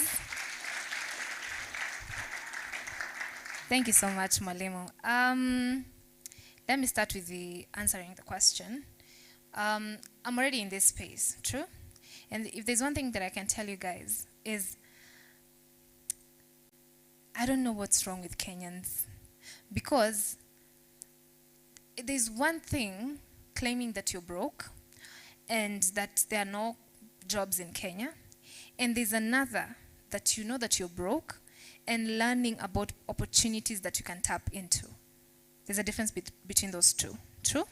So only those who are willing and only those who research and are interested get to realize that there are so many opportunities to tap into in Kenya. Let me give an example before now I say what I want to say. Do you know how many cinemas are in Nigeria? Do you know how many cinemas are in Nigeria? Like, you can find, like, in a city like Nairobi, it has over 1,000. I'm not even going to lie to you. Like, it's like everywhere you turn your head, you will find a cinema. Why? Because people in Nigeria have realized that this is an opportunity you can tap into. Like, people like to go out and watch films. You understand? So when you realize that that is an avenue you can explore, then you tap into it and you see how you can make that happen. So I don't know why in Kenya we've never had any other franchises of cinemas coming up, but it is definitely something that needs to be put into consideration. But also, putting up a cinema is not something you do with 2 shillings. You're going to need a few millions. True? But now there's nothing that is impossible. You understand what I'm saying? So as a filmmaker, what is the one thing that you struggle with? Getting your film into the cinema, true? Then how do you now find yourself making sure that there are a lot of cinemas? Like Mwalimu had mentioned, speaking to the government about the cinemas. Well, the government might not hear you, but an NGO might hear you.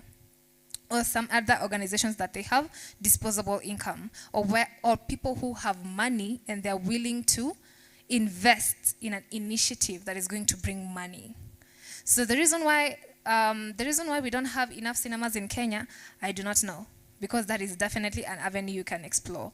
So because we are the ones who are now growing up to handle this, a lot of monies, that is something that you should really look into. Sawa. And cinema has money. Msidanganywe. These international films, Barbie made millions in just Kenya. Just ukutu Kenya, with the few cinemas that we have. Actually, in Nairobi, I guess we have like 10. To count the most. We only have 10 cinemas. While in Nigeria, in Lagos, there are like 7,000. Now you see how unserious we are. You see? But imagine it just made millions here in Kenya. Can you imagine how much money it got? Like all over the world. In South Africa, in Korea, in I don't know where, like so many other places. You understand what I'm saying? So this is definitely an avenue that we should explore, and it will definitely give employment to a lot of people who are in filmmaking and who want to be in cinema business. Sawa. So that is something that we should really take it up, yeah, and we see how far we can go with. Sindio. For the offers, do you know how many times I always try to reach out to students to come to see a film? And everyone is always like, Fabi, you know, hatuna pesa. I'm like, uko sure? Uko sure nikiita hapa mtu wa Chrome akuja hapa na hamtakuwa na pesa? It's your priorities, guys. It's your priorities. This is what I'm telling you. We know the house. The putting in the work ndio kazi hiyo ndio watu wamekataa kabisa. But let me tell you something. There's a beauty in going to the cinema and seeing a movie in 3D. And seeing a movie in that big screen with surround sound. Like right now we have a movie called Sinners. Then nimeona ata poster basi. Poster 2 ikionyeshwa around. Poster 2 ya Sinners. How many people know who's the main character? Main character 2? Two men. Unbelievable. Now wasn't niambia it's because it's not your type of film, it's just you're not interested. You're not interested. We have so many big offers for students right now at the cinema for students to just come and watch films. Do you know how much tunawajali? Because we understand you're not the working generation right now. You understand? We know. So we put offers that are affordable for everyone. So we have offers for students, we have offers for children, we have offers for families, we have offers that accommodate everyone. So nyinyi wenyewe ndio mtakange kwa nini. Alafu I don't want this perspective of ati cinema iko na pesa, like it's too expensive. Where? I've seen offers even for 300, 400 on Monday. Kuna time hadi cinema ilikuwa ina run for 100 shillings. And still people did not go. Why? You see, we don't have that intentionality. But now, since Mwalimu has requested me, now I can give an offer. Will you guys come? Will you guys come? It's a lie. Will you guys come? Sawa. So what I can do is, I will choose for you guys a movie that has come out this year. Sindio? That is very, very interesting. Okay? Now, with the offers, what I can tell you is, you understand that the films that we exhibit are not ours. True? So you know, a cinema is like a shop. You get the product, which is the IP that I've been talking about. You exhibit it. The money that you get, you remember, there's someone who owns the film. True? So I cannot give you an offer that will kind of distort that chain. You understand what I'm saying? So I can give you an offer where you guys can come and watch the film for probably is 400 a lot. Nani huyo? At 400 no normal price.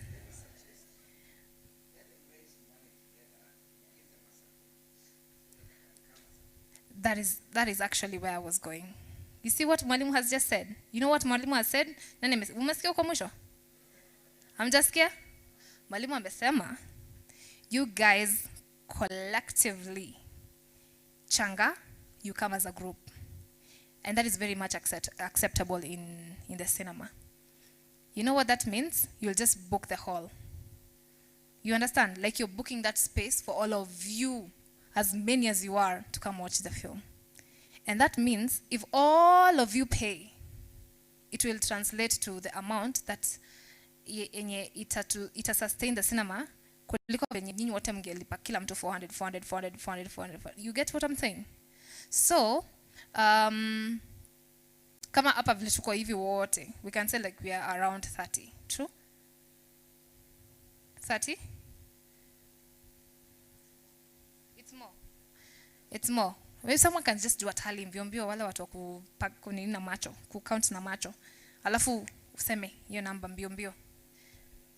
Okay, so kunaweza kuwa na watu wenye wametoka, but yes, let's work with the list. So, there's nothing that is impossible, and I think Mwalimu's idea works. It works perfectly. Because speaking honestly, I can't come here and tell you guys, okay, kujeni basi mlipe 100. Alafu mkuja muwatch, alafu sasa niambia, okay, Fabi, watu walikuja na distributor anataka pesa yake. No, I'll have to tap into my pocket. You understand what I'm saying? Yes, but if we pay as a group, anything is possible. And do you know how many times we do groups? You guys should follow me on social media or get my number. Like we have, let me tell you, if there's one university that usually comes, without fail, every month to watch a film is Strathmore. Anyone who knows anyone in Strathmore, ask them what they're doing. Whatever they're doing to bring people together, to pay for a film, and they come. And wanajaza cinema hall. Kama wamesha book for Mission Impossible is coming this new month in May. Washa book for Mission Impossible. An entire cinema hall. We also have DISTA. DISTA comes as well. UON walikuja last month. So I'm like, KCA, MMU, KU, what is wrong? What is happening? I don't understand. Ati, what do you mean money? When I tell you it's priorities, it's priorities. Why, if you know what you prioritize your money for, ni hivyo. Because mimi by the way, huyo mwenye amesema money, nitamfuata tu hapa kwa canteen. Chenye atanunua nimwambia, okay, money. You must understand that also cinema is a business. We cannot need the prices too low. Now it hurts because you know the cinema is running with a lot of expenses. True? Yes, but okay. About to scare. Okay, so tumesema ni watu kama 80, si ndio? Booking a cinema hall for a film usually inakuanga 20k. Si ndio? Haya, ebu someone do that mathematics. 80 people, you divide by 20,000.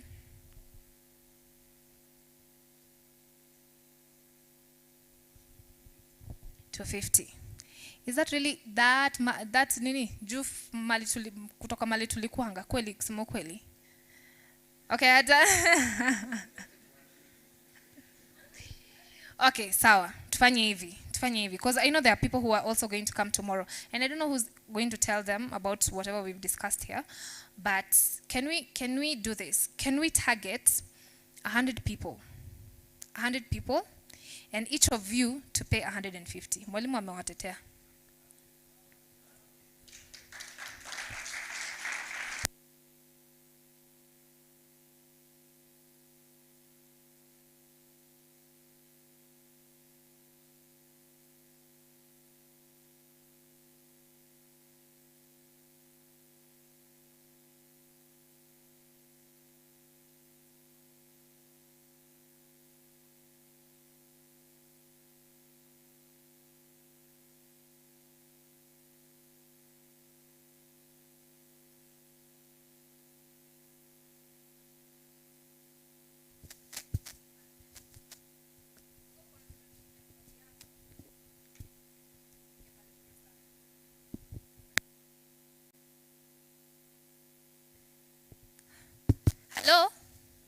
Hello? Are you guys hearing what I'm saying? Mwalimu has just said, for the first 50 people to sign up to go to the cinema, 10. For the first 10 people, to sign up, he's paying 50% for you guys. Enyewe akinyi watu mko na jokes. Mtetewa from 400 to 150, mkasema iko sawa. Sasa amesema to 150, mkasema niko sawa. Sasa hivi mnaambiwa mtalipiwa 50% of the 150 na bado hakuna mtu mwenye anaona pale kwa meza. You see now what I'm saying about intentionality? You see now what I'm saying about priorities? You see now why businesses are always hesitant of giving this kind of discounts? Because no matter what you're given, you know, like Malimu is paying for 10 people. Me, I have a line ngekuwa huko. I don't know. I'm just like that. Taking opportunities as they come. But thank you so much. I'm hoping that we're going to have a really, really good turnout. Please, we make a really good film. Brian is going to be our person of contact.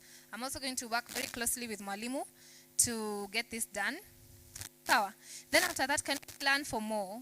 Sindio? We plan for more. We create a better cinema going culture. We do better at distributing our films and making really good films. And please remember about the local cinema week. Sawa sawa. Follow us on social media at Anga Cinemas or at my own social media, Fabi Grace, and everything is going to be okay. Sindio kweli? Thank you so much for this opportunity, Brian. I am honored to be here. I love being around creatives, and this was such an amazing session. Thank you and have a good day.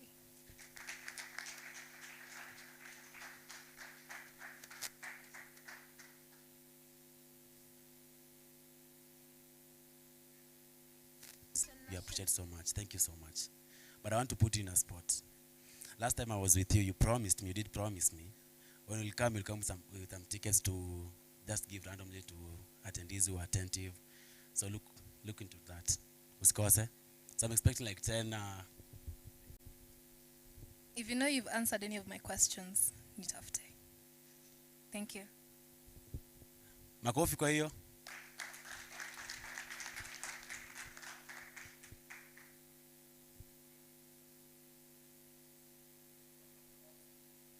Tickets pale kwa Ken, unaandika jina lako hapo hivyo na namba yako ya simu, to keep in contact.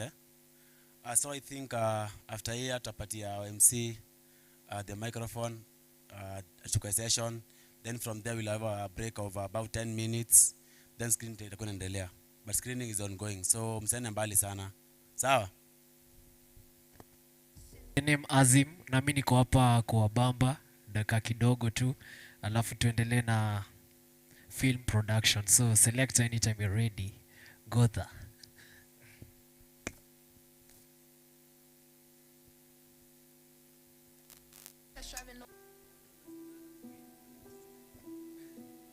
I got a name, Daddy.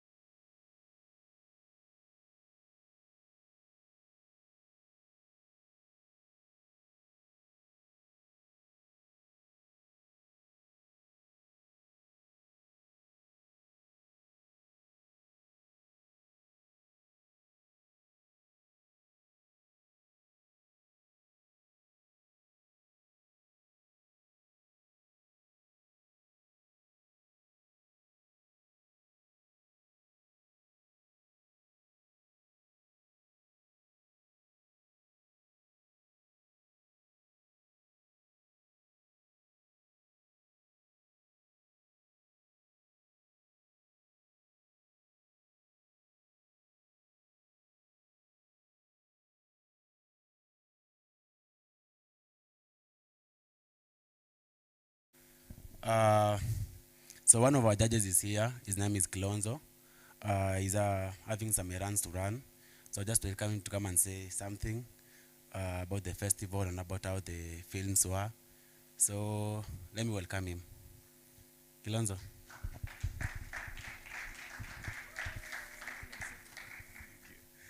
Good afternoon.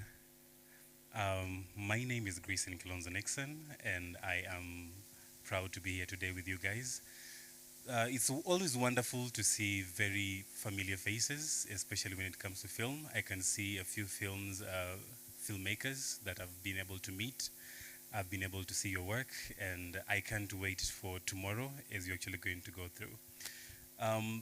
One thing which I can let you know when it comes to film, it's all about what you wish to do and how much you actually want to get it.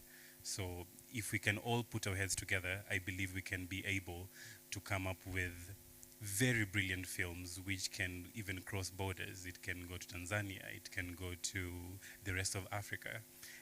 There are stories which we should be able to put a spotlight on, and that is stories, anything that has to do with Africa in a positive light. So we should always strive to do that. I think we're getting so many stories of Africa being in poverty, Africa being a third world country, and well, I believe it's just a manifestation of other people trying to put something on us. So if we can be able to create positive stories, I think we might be able to change the narrative of Africa. Once again, my name is Grayson Kilonzo Nixon, and I am the director for Kijivu Africa, all the way from Kisumu. I came here to join you guys. I'm also part of the African narrative, which is a community right here in iHub, and I would be able to like talk with you one-on-one and see exactly how we can be able to enforce this and create new avenues that you can be able to collaborate with outside Kenya, Nigeria, and also South Africa. So thank you so much for having me today. As you're going to continue, I will let you go on with the films. Thank you so much, sir.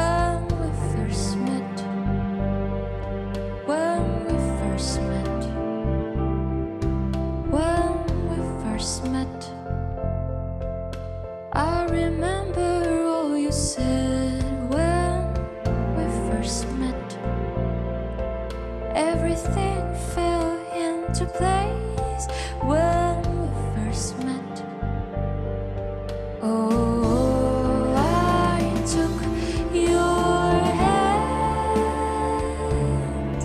and you said you saw colors in the heavens.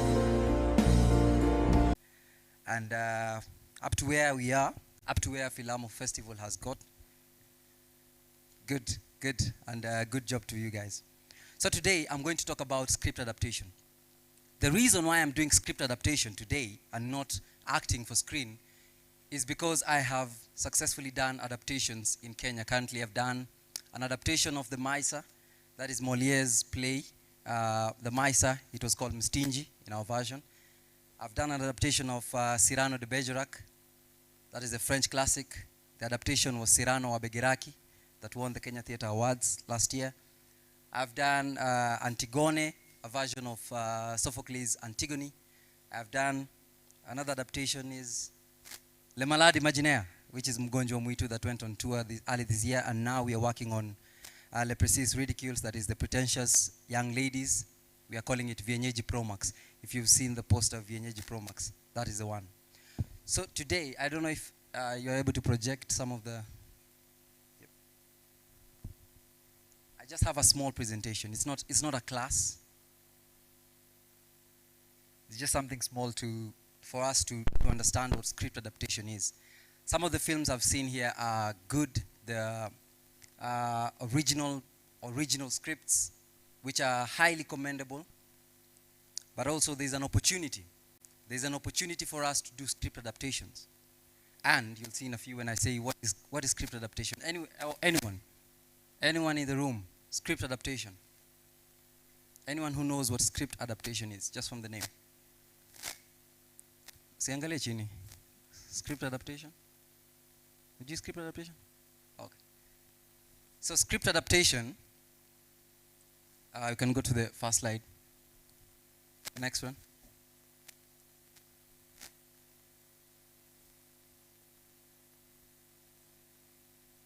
The next one.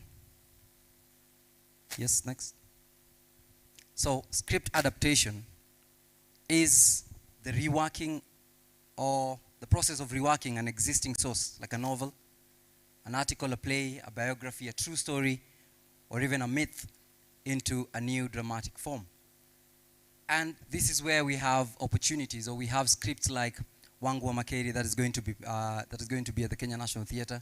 We have things like Where the River Divides, which is an adaptation of a real life, a true story. We have adaptations like Chinua Achebe's The Things Fall Apart. We have Eleshi Noba by Wole Soyinka, which is an adaptation of A Death and a King's Horseman. So anytime you take a script that exists, yes, and then you reimagine it, you rework it and reconstruct it and represent it to an audience in a contemporary way. Because a script might be written in 1970s or in 1960s, or even Moliere, who did his plays in around 1940s or 16 something. How do you rework it for it to be accessible to an audience in 2025? So that's why I've been telling some of the students in my class, you can take, for example, the Trial of Dedan Kimathi, which will be done in June at the Kenya National Theatre. You can take the Trial of Dedan Kimathi and try and rework it so that it suits an audience in 2025. Remember, the play was written in around 1970 by Ngugi wa Thiong'o. And there are some elements of the dialogue that might not really work in 2025 because they were written in some, it was written in poetry, it was written in a poetic flow. If a Gen Z today or a Gen Alpha is watching the Trial of Dedan Kimathi written or presented as a film in a poetic nature, they will try and understand, they will really struggle to understand what the presentation is about, what the film is about, because it's, for some reason, it's too deep for them. It's too abstract. It's like seeing Picasso's painting. It's too abstract. But if you try break it down for them to understand, so you put elements of social media. The Trial of Dedan Kimathi could actually be set in 2024, Gen Z, the protest. You could actually name someone Dedan, who is like Rex Masai could be your Dedan. Or anyone else. You've watched the BBC documentary. How can you rework The Trial of Dedan Kimathi to sort of suit an audience in 2025. Next slide, please. And this could be, yes, could be for film and could be for TV. Why do we do adaptations? We do adaptations so that, because our audiences in 2025, the need for the audience increases every time. Your audience want to consume something different. They want something new. So if you put your presentation, if you put your film as an adaptation, you have to realize that audiences crave familiar stories told in fresh ways. It's like taking The Twelfth Night by Shakespeare or Romeo and Juliet and presenting it to suit 2025. Adaptation also allow for new voices and new perspectives. If you've watched, there's some plays in the West End called Hex the Musical. Maybe you've seen the trailer. Hex the Musical is a reimagination of Sleeping Beauty. Sleeping Beauty, we all know the story, or maybe we've heard of the story, but then it is told in a very new and a different perspective. So we see Sleeping Beauty in a very different perspective, in a different light. We are looking at the witch's perspective, and now the witch is a fairy. Also, it's both a creative challenge and a professional necessity in film and theater. It challenges you. I'm not saying that original scripts are bad. I'm not saying that it's something that we cannot explore. I'm just saying that script adaptation is something that can give you a foundation, a sort of like a background for you to do your film. A lot of playwrights, a lot of novelists like Ngugi wa Thiong'o, Ngugi wa Mirie, Meshere Mugo, wrote plays that had heavy messages. They were speaking about the government. They were speaking about the colonialists. They were speaking about the political regime at that point. That is your tool as a scriptwriter, as a filmmaker, to explore their plays and make them work in 2025. Because I'm sure, and you all know, even though it's unspoken or spoken, we all know that at this point, it's not just, we're not battling the white colonialists anymore. We are battling the black colonialists. It's blacks on blacks. So it is a theory, or it is an aspect that would work for you as a filmmaker to just, it challenges you, it challenges your perspective. How would I view the world through the eyes of Ngugi wa Thiong'o? But adding in some bit of my creative input. Next slide, please. Another why is so that our stories are not forgotten. I appreciate everyone who is putting up their film and writing their scripts. Very good. Continue. But remember, some writers wrote stories about our cultures. They wrote stories about the Luo culture, the river and the source, Blossoms of the Savannah, the river between. All those books and all those stories were written to suit our culture. Do we just leave them to go because, yes, we want to explore new scripts? Or can we take them and try and reimagine them so that it suits our audience? Next, please. This is something I say in most of the class, so this I'll just go through it very quickly. Types of adaptations, we have faithful, interpretive, loose adaptations. Faithful, just by the name, faithful, it remains true to the source material. It's like taking the Trial of Dedan Kimathi. What you do is just change maybe the setting or maybe changing the presentation of a particular scene, but most of the dialogue, you still keep it. That is faithful. Interpretive is like coming with a different idea, giving us a different perspective to see the world, giving us a different perspective to see the struggle of Kenyans or struggle of Africans. There's so many playwrights across Africa who wrote about the struggle of Africans. How will you see it in a perspective of now? How do you look at it? How do you view it? Do you still keep the essence of, I'm looking at Wole Soyinka's play, but I'm still looking at it in 1950s or 1960s during the independence? Some of those things don't work today. I'm telling you for a fact. I've done adaptation. Some of those things, I write them on the script, we get to the rehearsal, and we have to cut them because they don't work. And they will never work. The audience will be sitting there thinking, what? Why? Why would he say that? But there's a way you can say it beautifully for them to understand. Loose adaptation, just by the name loose, is very different from faithful, because this one, you keep the message, like Romeo and Juliet. Romeo and Juliet has so many. In fact, not even Romeo and Juliet. Macbeth has a lot of adaptations. They are based on or on Macbeth, but they have different titles, different characters, and even Lion King. Do you know Lion King is based on Macbeth? Yes, Lion King is based on Macbeth, but told in an African way, in an animation way to suit an audience that is kids to around maybe teenagers. But if you look at it carefully, it is based on Macbeth. Next slide, please. Continue. Yes, another. That's the Hex, the musical that I said. Sorry, just back. Romeo and Juliet. There's a film called West Side Story. If any of you have seen, not so many people also understand or know that West Side Story is actually based on Romeo and Juliet. And Romeo and Juliet was talking about this guy and this stupid guy and this stupid girl who fell in love and died. And then, but West Side Story is talking about the feuding families. It's talking about the gangs, yeah? And there's all fights of jet skis and jets and sharks. They were battling control over the streets. It was a gang, but really, it's Romeo and Juliet. But Romeo and Juliet is talking about the Capulets and the Montagues and all that. The Capulets and the Montagues don't exist today. And if you tell those stories to somebody who does not know Romeo and Juliet, maybe they won't understand. But if you present West Side Story for them, they will enjoy it until you tell them, do you know this is a reimagination of Romeo and Juliet? Next, please. The source material, I think we've talked about the source material. How? First of all, you have to you make sure that as you study your source material, once you get a script or once you get a piece, you look at the central conflict. Does it have memorable characters? Is it characters that you can present for people for them to enjoy? Yeah? Is this story emotionally and thematically relevant? Does it offer opportunities for visual and dramatic storytelling? If it doesn't, probably it might not be a good idea for your adaptation. But if it does, if you read the play and you can see in some of the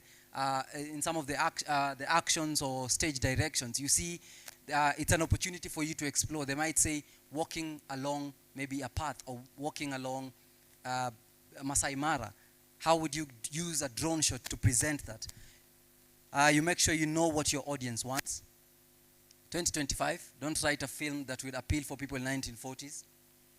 Make them aware, make it accessible. And then this is very important, the legal note. You have to make sure that you seek out or you sort the rights. Seek out rights for these plays. If you don't have rights and you present somebody's play or somebody's script without their knowledge or without the knowledge of the publishers, you might get yourself into a lot of trouble. You might find yourself having court cases that you might not even be able to handle. So you need to look, and then there are other plays called public domains. This one, public domains are plays or scripts or novels that are just accessible. They have been presented for you to do adaptations on. Once you do it, even if it's for commercial or for entertainment, no one will ask anything. And then, these adaptations, if you want, this is something I tell everyone anyone who wants to do adaptation. You can either involve the writer. You can either involve the writer or not. Some writers come to your film and come to your set and they want to change everything to suit just the way the book was written. But you as a filmmaker, that reduces or reduces your chances for you to tell your story creatively. Okay? So to some point, yes, you can engage. For example, if I write a play or if I write a script and I give you to do adaptation, well, personally, I never want to be on that set. I just want to see the final product, to see how you think. And maybe I'll be seated there thinking, exactly, that is what I thought about that character. Or maybe, that is a new idea I thought about the character. And that is your strength as a filmmaker. Yes, you can do original scripts, but you as a filmmaker, you have a powerful tool. That is your creativity to tell different stories from different perspectives. We can have the same idea in this room, but how we tell it will determine how our audience will receive it. Next. Who changes in your story? As you read the source material or as you read the play, you look at the dynamics of the characters, the dynamics of the plot. What changes? Who changes? How do they change? What drives the story forward? What's internal thoughts and that need externalization. So this is just imagining someone, you can read in the play that a character is having a thought process, okay? And maybe thinking, or he's saying, I've seen a film here saying, oh, my brother did this, my brother did that. And then you saw them actually put that internal thoughts or put their thoughts into action by putting a flashback. So internal thoughts can be presented beautifully and creatively, like flashbacks or flash forward. All those elements that you all know. Next. Make it yours. This is very important. If you do an adaptation, make it yours, but honor the source's integrity. It might be maybe paying the publishers, but the most important thing, give them credit. Say this film is based on a story, but like Where the River Divides was based on a story of Dennis. Dennis, the character that I played, Dennis, is actually a real person, and you'd see it in the film. There are interviews with at the end of the film. So we just give credit to the source material. You give, because if you don't, some people might have issues if you do their plays, but once they see their name or Gadulo Odhiambo, based on Gadulo Odhiambo's play novel, they just let it slide. Because it's they are creatives. They let you imagine and come up with your own idea. Next. Core and structure, I think these ones you've been taught. The heartbeat of the story. Strip away. Anytime you want to do adaptation, take a play or take a novel, get rid.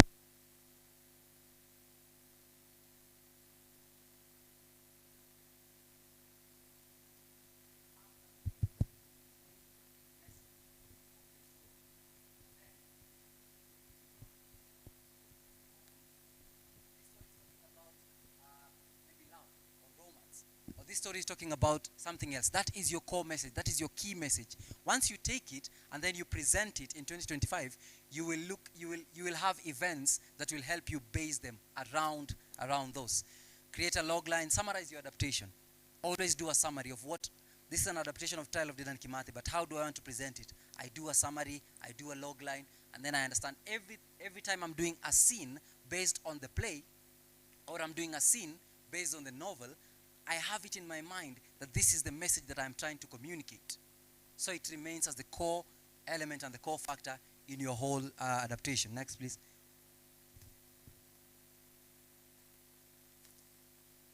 I think we all know about the 3-act structure when we are talking about the setup, inciting incident, rising conflict, climax, and resolution. These are very important because then they determine the flow of your adaptation or your script.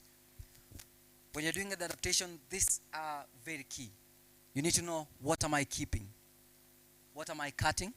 What am I adding so that it suits my audience? Be practical also. If your film is going to be a high budget and you don't have the budget, please be practical and be realistic to yourself. Don't give yourself depression trying to make a 1 million film when you have 30,000. You're going to suffer a lot of depression. You're going to struggle so much. You're going to be convincing actors to come on set on time, and they're going to be coming 2 hours late. Your camera guy or your DOP will always walk in 15 minutes late because, after all, you're not appreciating or you're not paying him well enough. So you need to be realistic. If it's something that you can do according to your means, according to your budget, do it and do it well. I'd rather you do a film that you'll do well for 30,000 than try and do a 1 million film for 100,000. You'll suffer loss. Next, please. Respect the voice always when you're doing the adaptation. Yes, give it your creative input, but respect the voice. The Trial of Dedan Kimathi, we've done an adaptation of it, but the lines that Dedan Kimathi is speaking, we had to respect the voice of Ngugi wa Thiong'o. There's a way he writes. There's a way he wrote that in a way to suggest that Dedan Kimathi spoke in that particular way. Don't change it. Don't try and now give Dedan Kimathi a conversational tone saying, yo, guys, you know, Maze. Yes, it's 2025, but if you imagine Dedan Kimathi saying, you know, you guy, my guy, you guys, I told you, Maze, not to go and start snitching. You can't say things like that. You keep the voice. If it is tragic, keep it tragic. If it is comic, if it is comedy and meant for people to laugh, make them laugh. If it is romantic, just keep it. They will enjoy it. Because, and then an audience who has, anyone who has read Romeo and Juliet, and then you're presenting something and telling them this is an adaptation of Romeo and Juliet, they will expect to see some romance because they've read the book. And anyone who is a new audience will just try and look, okay, I've never watched Romeo and Juliet, I've never read it, but I'm seeing this for the first time. Is it fresh? Is it new? Is it interesting? Keep it at that. Think visually always, replace narration with action. Use symbols like maybe coat of arms, settings, behavior instead of internal thoughts. Dialogue, always make sure it's natural, it's engaging, suited for the characters. The way the character was written to speak, that's how you maintain it. Next, please. Challenges, there's so many challenges when you're doing adaptation. Sometimes you want to do an adaptation of a novel that is 500 pages. 500 pages. And a film script should be 90 to 120 pages. How do you do that? And that is why I introduce something, or I tell some of my students to do something condensed. It's a condensed adaptation, but you still keep to the core. Or you have a play that is 35 pages, like Les Précieuses Ridicules, Pretentious Young Ladies, is 45 pages. It's a one act. But the audience, our audience, are always coming to the theater, coming to watch plays that are 1 hour. A play that is 45 pages is not 1 hour. So how do we reimagine that? We try and expand it. Try and expand it. Don't put jokes that are not important. Don't say things people don't want to. Don't put too much information. Just try and speak with the same voice. And then fans want loyalty of the source, but new audiences, new, fresh, and complete experience. You are, as a filmmaker, always you are the bridge between the original creator and a new audience. On Cyrano's the Bergerac. And I will use this because, not because I'm the one who did it, but because I found it easier to do, because it gave me an opportunity to reimagine Cyrano de Bergerac. That is written about France and the military. So what I did, I based Cyrano wa Bergerac in the Amazon when Kenyan military was fighting Somalia. Yeah? And then there was all that issue about Al-Shabaab. But in the story, there's still love between Roxanne and Cyrano had this huge nose, and he didn't believe in himself. He thought he was very ugly, but he had the right words to say to Roxanne. But Christian was a very handsome guy. He was this very muscular guy, but had no words to speak or no woos to convince this beautiful young lady, Roxanne. That is exactly what we kept for Cyrano wa Bergerac. But now, we reimagined the dialogue, because the dialogue was written in French. We did it in Swahili, Sheng, English, yeah? So that it would just be acceptable and accessible to our audience. Next, please. Yeah, I think this is just localization of the language. We retained the central themes, that was love, self-doubt, inner beauty versus exterior beauty. Next, please. I think I've talked about the strong character transition of Cyrano, Christian, all those who are well represented, and that is why the adaptation received the accolades that it did receive. And it honored Cyrano's poetic flair while also engaging Kenyan audiences through rhythm, chant, and lyrical speech. Otherwise, thank you so much. Is there any question in the room before you guys watch the film? Any question about script adaptations? The film you're about to watch is an adaptation of a real-life event or true story. No one? Yes.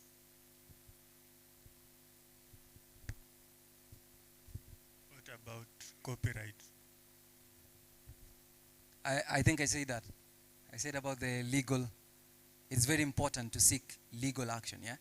Once you approach, like Dedan Kimathi, you have to approach East African publishers for them to give you copyrights. For us, we've been given copyrights and then they give you copyrights for, let's say, 4 months, or they give you copyrights for 1 year. So you have the opportunity to do whatever you want in your adaptation for that limited and that particular time. So it is very important to seek legal actions and to ask for copyright. Some people pay for them. Some people just want you to mention and give them credits. That's it. Otherwise, thank you so much. It's a pleasure.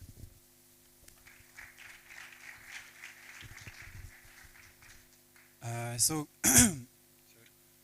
guys, tuachie hiyo short film kwanza, and I know after that mtakuwa na maswali, si ndio? Wazi jo. Enjoy.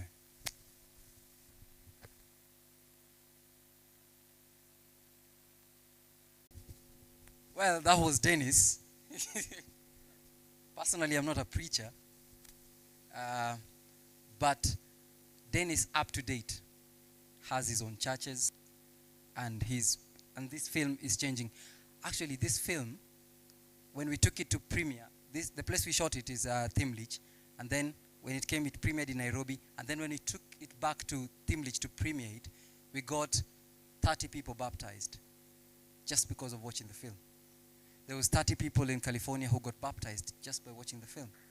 So, thank you. Films have, like I said, as a filmmaker, your creativity is a very powerful tool. You can use it for revolution. You can use it for religion. You can use it for so many things if you just choose the message that you want to tell. Yes, any other question? Any other question? Yes.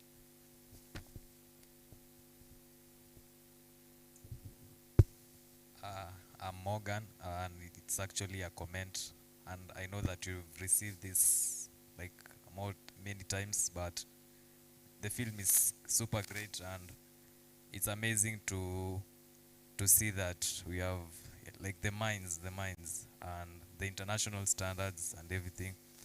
So I also like to ask, how much did it cost, all of it? Like, of course, I've anticipated it, but I'd really like to know the exact or the estimated.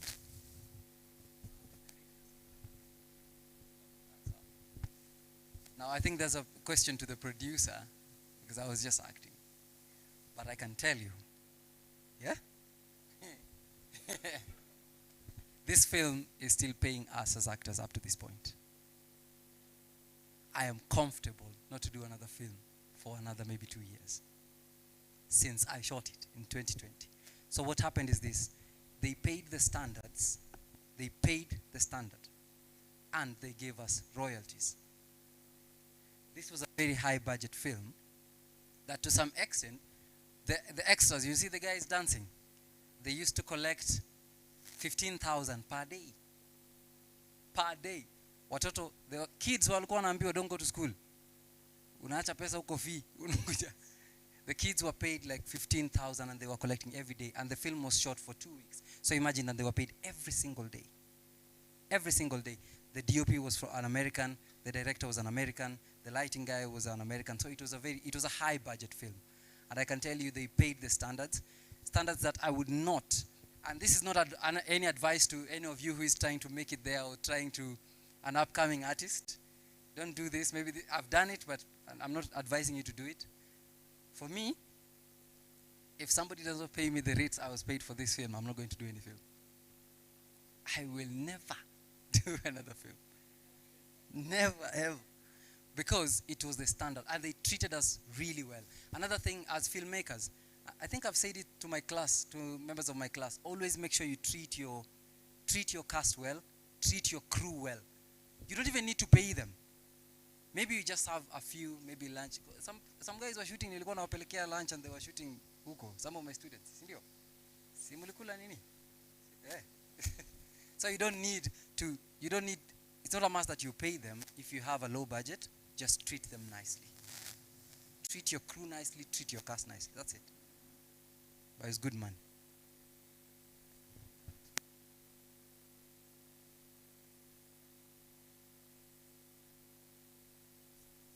Hello, I'm Ikirapa Edwin, and from what we have just seen here, it's pure authenticity, as we've all seen, right? And it shows how authenticity can cross borders and even backwards. Since we have seen this authentic Kenyan movie crossing borders and people getting changed by seeing it, and it's authentically Kenyan, authentically rural Kenyan that all of us have interacted with, even most of us in Waluo, Waluya, but we have interacted with it so personally, and we have seen it crossing borders. And I've seen like this is just a compliment to us that our authentic stories, your authentic story, you can tell it as it is and still cross borders and as you've told us, make a living out of it. So let us keep chapter what is ours and doing what you're doing right now, and that's a really good job from River Divides. Thank you.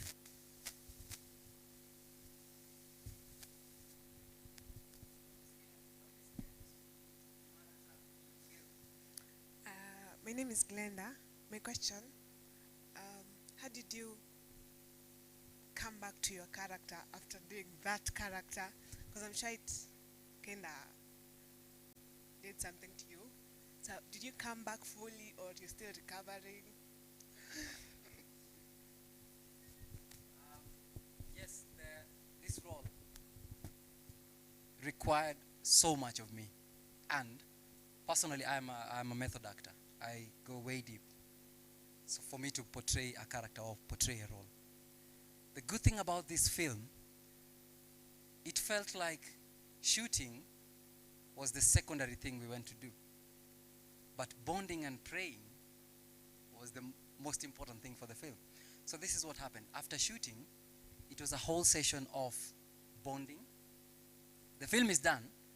So what happens now is, now we sit as friends and then we talk. We have this conversation of, oh, what is your experience? Yeah, let's play some games, some few exercises here and there, a few concentration is the game. Every day for like 3 days. We were there 3 days after the film was done to just help us. So those, we had experts also. We had experts in the set to help you to come out of the character. So now you interact. You're not seeing Philip as a director. You're not seeing Edwin as a production designer. You're seeing him as a friend, and we had these conversations of how has shooting this film impacted your life? Do you think it's important for us to go to Christ, or it's important for us? We had all those conversations, and we became so close. All of us are still friends to this point. Not because of the film, but because of after the film, we had a conversation to understand each other as characters. Say what is happening. Some people have gone through maybe illness even after the shoot. Members of Where the River Divides come through for each other. They pay the medical bills completely. You do not have, I don't like saying this, but anyway, let me just say it. After shooting, I had an issue with robbers and who came to my house and stole everything in the house. So I was a bit stunned, yeah? I didn't know what to do. And luckily enough, my neighbor was part of Where the River Divides. He's called Collins. He was doing the props. And when, I didn't even ask him to do it. He went on the group and said what had happened. Where the River Divides came through and paid everything. Paid for everything, whatever it was worth, opened investigations, and did everything for me so that I would just get back to my feet. And it has happened to so many people in the film. So, once you're in a film, even if you go deep, try and create a community out of the film. It's not just about shooting, to shoot to malize to end. No, there's so much after film. Thank you. Was there anything that changed from the production to the post-production? Like, were there some scenes that were deleted? Were there ad-libs that you added to the script and during the production? Yeah.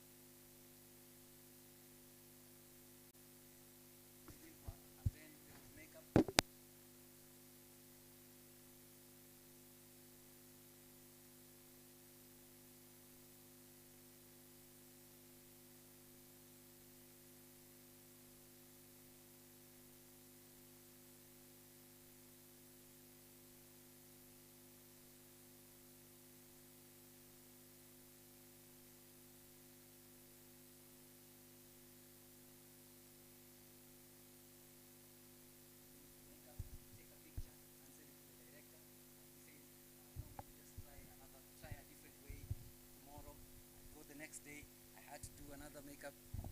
We did all that for months and months, but unfortunately, when we got to the scene, I think maybe it's, sometimes people panic, yeah? When it's your, you feel like, now this is my moment. This is the makeup I've been waiting to do all my life.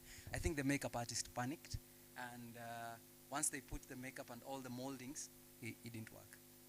So we had to do away with it, and then I had just to do, it's like, so, I call sweaty, so I had to be like sweaty on one side. But it was a whole mold that was supposed to be placed so that ikae kama imefura kabisa, but it didn't work. Yeah. And a good story. The moment it did not work, the makeup artist broke into tears. And you know what happened? Tulimaliza hiyo shoot hapo hiyo siku, so that we console her, we talk to her, I feel poor. Yes, shoot ilisha. Tukasema we'll continue tomorrow. It was beautiful.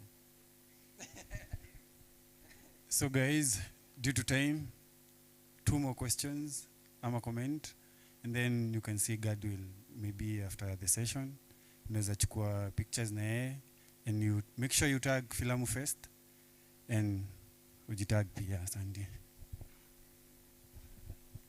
Thank you so much. My name is Felix, or Kamfel. I'm a producer, filmmaker too. Good job, guy. So I have 12 questions. I don't know how I'll do this. Yeah. So I don't know if we'll meet outside or... Yeah, we were with him at Kalasha. Actually, I used to do Kina, so we got other awards there as he was taking his. So my question number 1, I've noted here. I was just listening as you do your stuff. So number 1, this is pertaining character and performance. What drew you to this role, especially knowing how emotional, how intense, as I was watching it, how intense and culturally sensitivity to it? Yeah.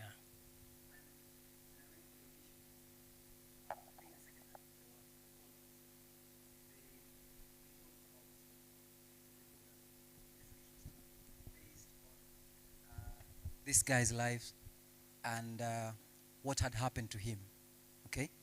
The first thing that drew me close is because, well, definitely I'm an actor. I would want to challenge myself to portray a real person. You know, naturally we're just used to portraying a Romeo and Juliet. Maybe it's based on a fallacy. But this was a true story. It was to be told in Luo. That's my language. Another thing, I've had people, you see what happened?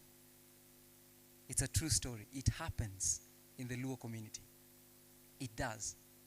Some people are so rooted into their culture so much, they don't want you to try and preach the gospel or preach the message of Jesus Christ to other people. So they want you to remain that culturally, so you maintain your culture, there's no point of exploring.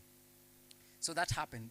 Whatever happened exactly how it happened to my grandfather. So when I was telling the director, oh, it's a true story for me. I've had somebody who has had similar event happen to him. So I feel like if I tell it, I'll be communicating to him and everyone else in the world. Question 2. I hope you guys are learning. Actually, me, I know I want you guys to learn through him. So number 2, how did you emotionally prepare to portray such a deeply affected character?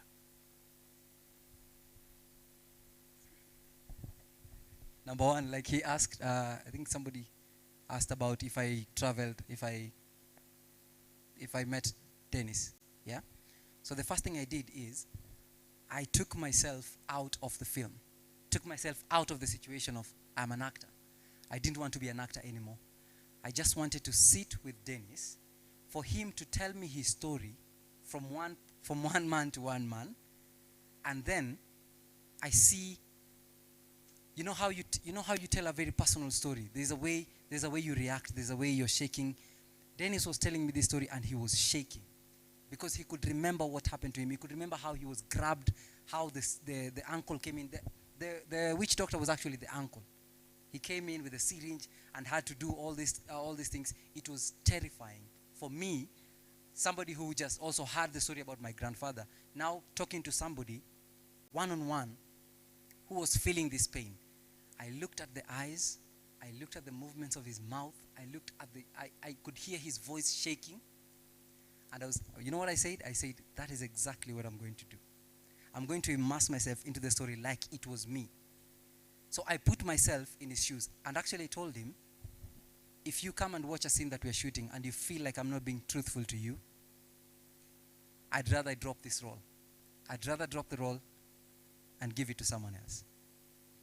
He came in one of the scenes and said, you couldn't be more perfect, or you couldn't be more right.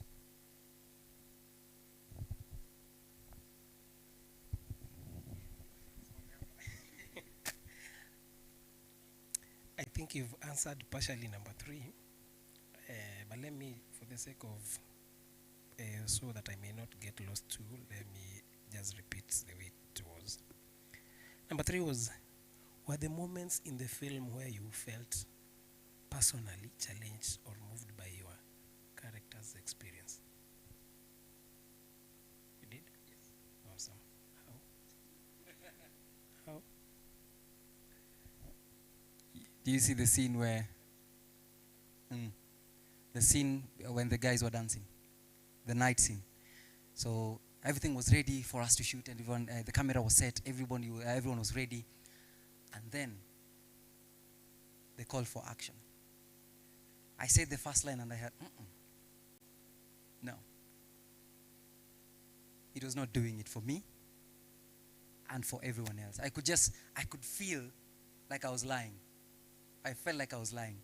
So what I had to do, I had to take a break. I had to take like 30 minutes break before everyone had to be stopped. The camera was cut. Everyone akaambiwa weke watu wimbo wa dance. As I took 30 minutes to just get into the character. So acting actually is not that simple gig that you normally go and say, vile tu unaweza hata ku dance. It's not that easy. You can just go to a dancing floor and you start to make those moves. You get it? Another one. What conversations did this role spark for you in your own culture or identity? Make it. First, I questioned my Christianity. I questioned my if I was supposed to give my life back to Christ, because there was some element of thinking if I was not a true Christian, then I wouldn't have portrayed this role. But Dennis just told me no. Even at that age, before I went to Mombasa and received Christ, I was just like you. I was just like everyone else. So to some extent, I almost felt guilty that I was not, maybe I had not given my life back to Christ and all that. But then after the film, I got baptized as well. I think it's good I rest there, because I think I'll send them personally to you due to a matter of time and whatever. Thank you so much.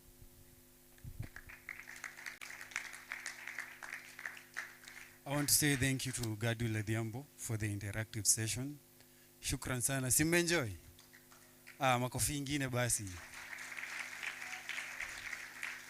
Hapo sawa. So I'll give this chance to the MC and then we get back to our screenings. Shukran sana. Wagwan, awu. So I'm glad that you all turned up today. I'm so happy to see beautiful faces, handsome faces. I'm straight though. I would like you to subscribe to Filamu Focus. It's the whole thing we are doing here. Subscribe YouTube, Filamu Focus. Anything you do today, tag them on Instagram, tag them on anything. Help the Filamu grow. Si mmeona kitu mmeona hapa iko fiti. Hadi mimi najua kuact but mse ni mngori. So thank you guys for attending. As we all know now, tunarudi kwa film but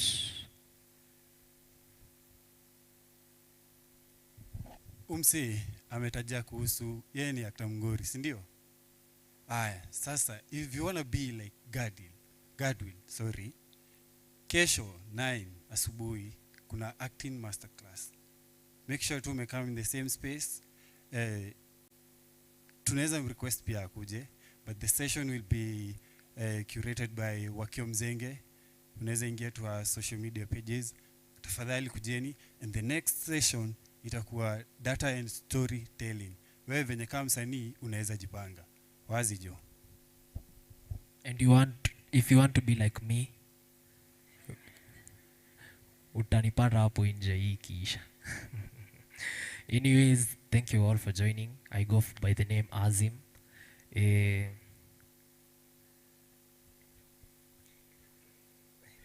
Anyways, I go by the name Azim. This is Filamu. I don't know what to say next because I'm so overwhelmed. Nimefurahia sana.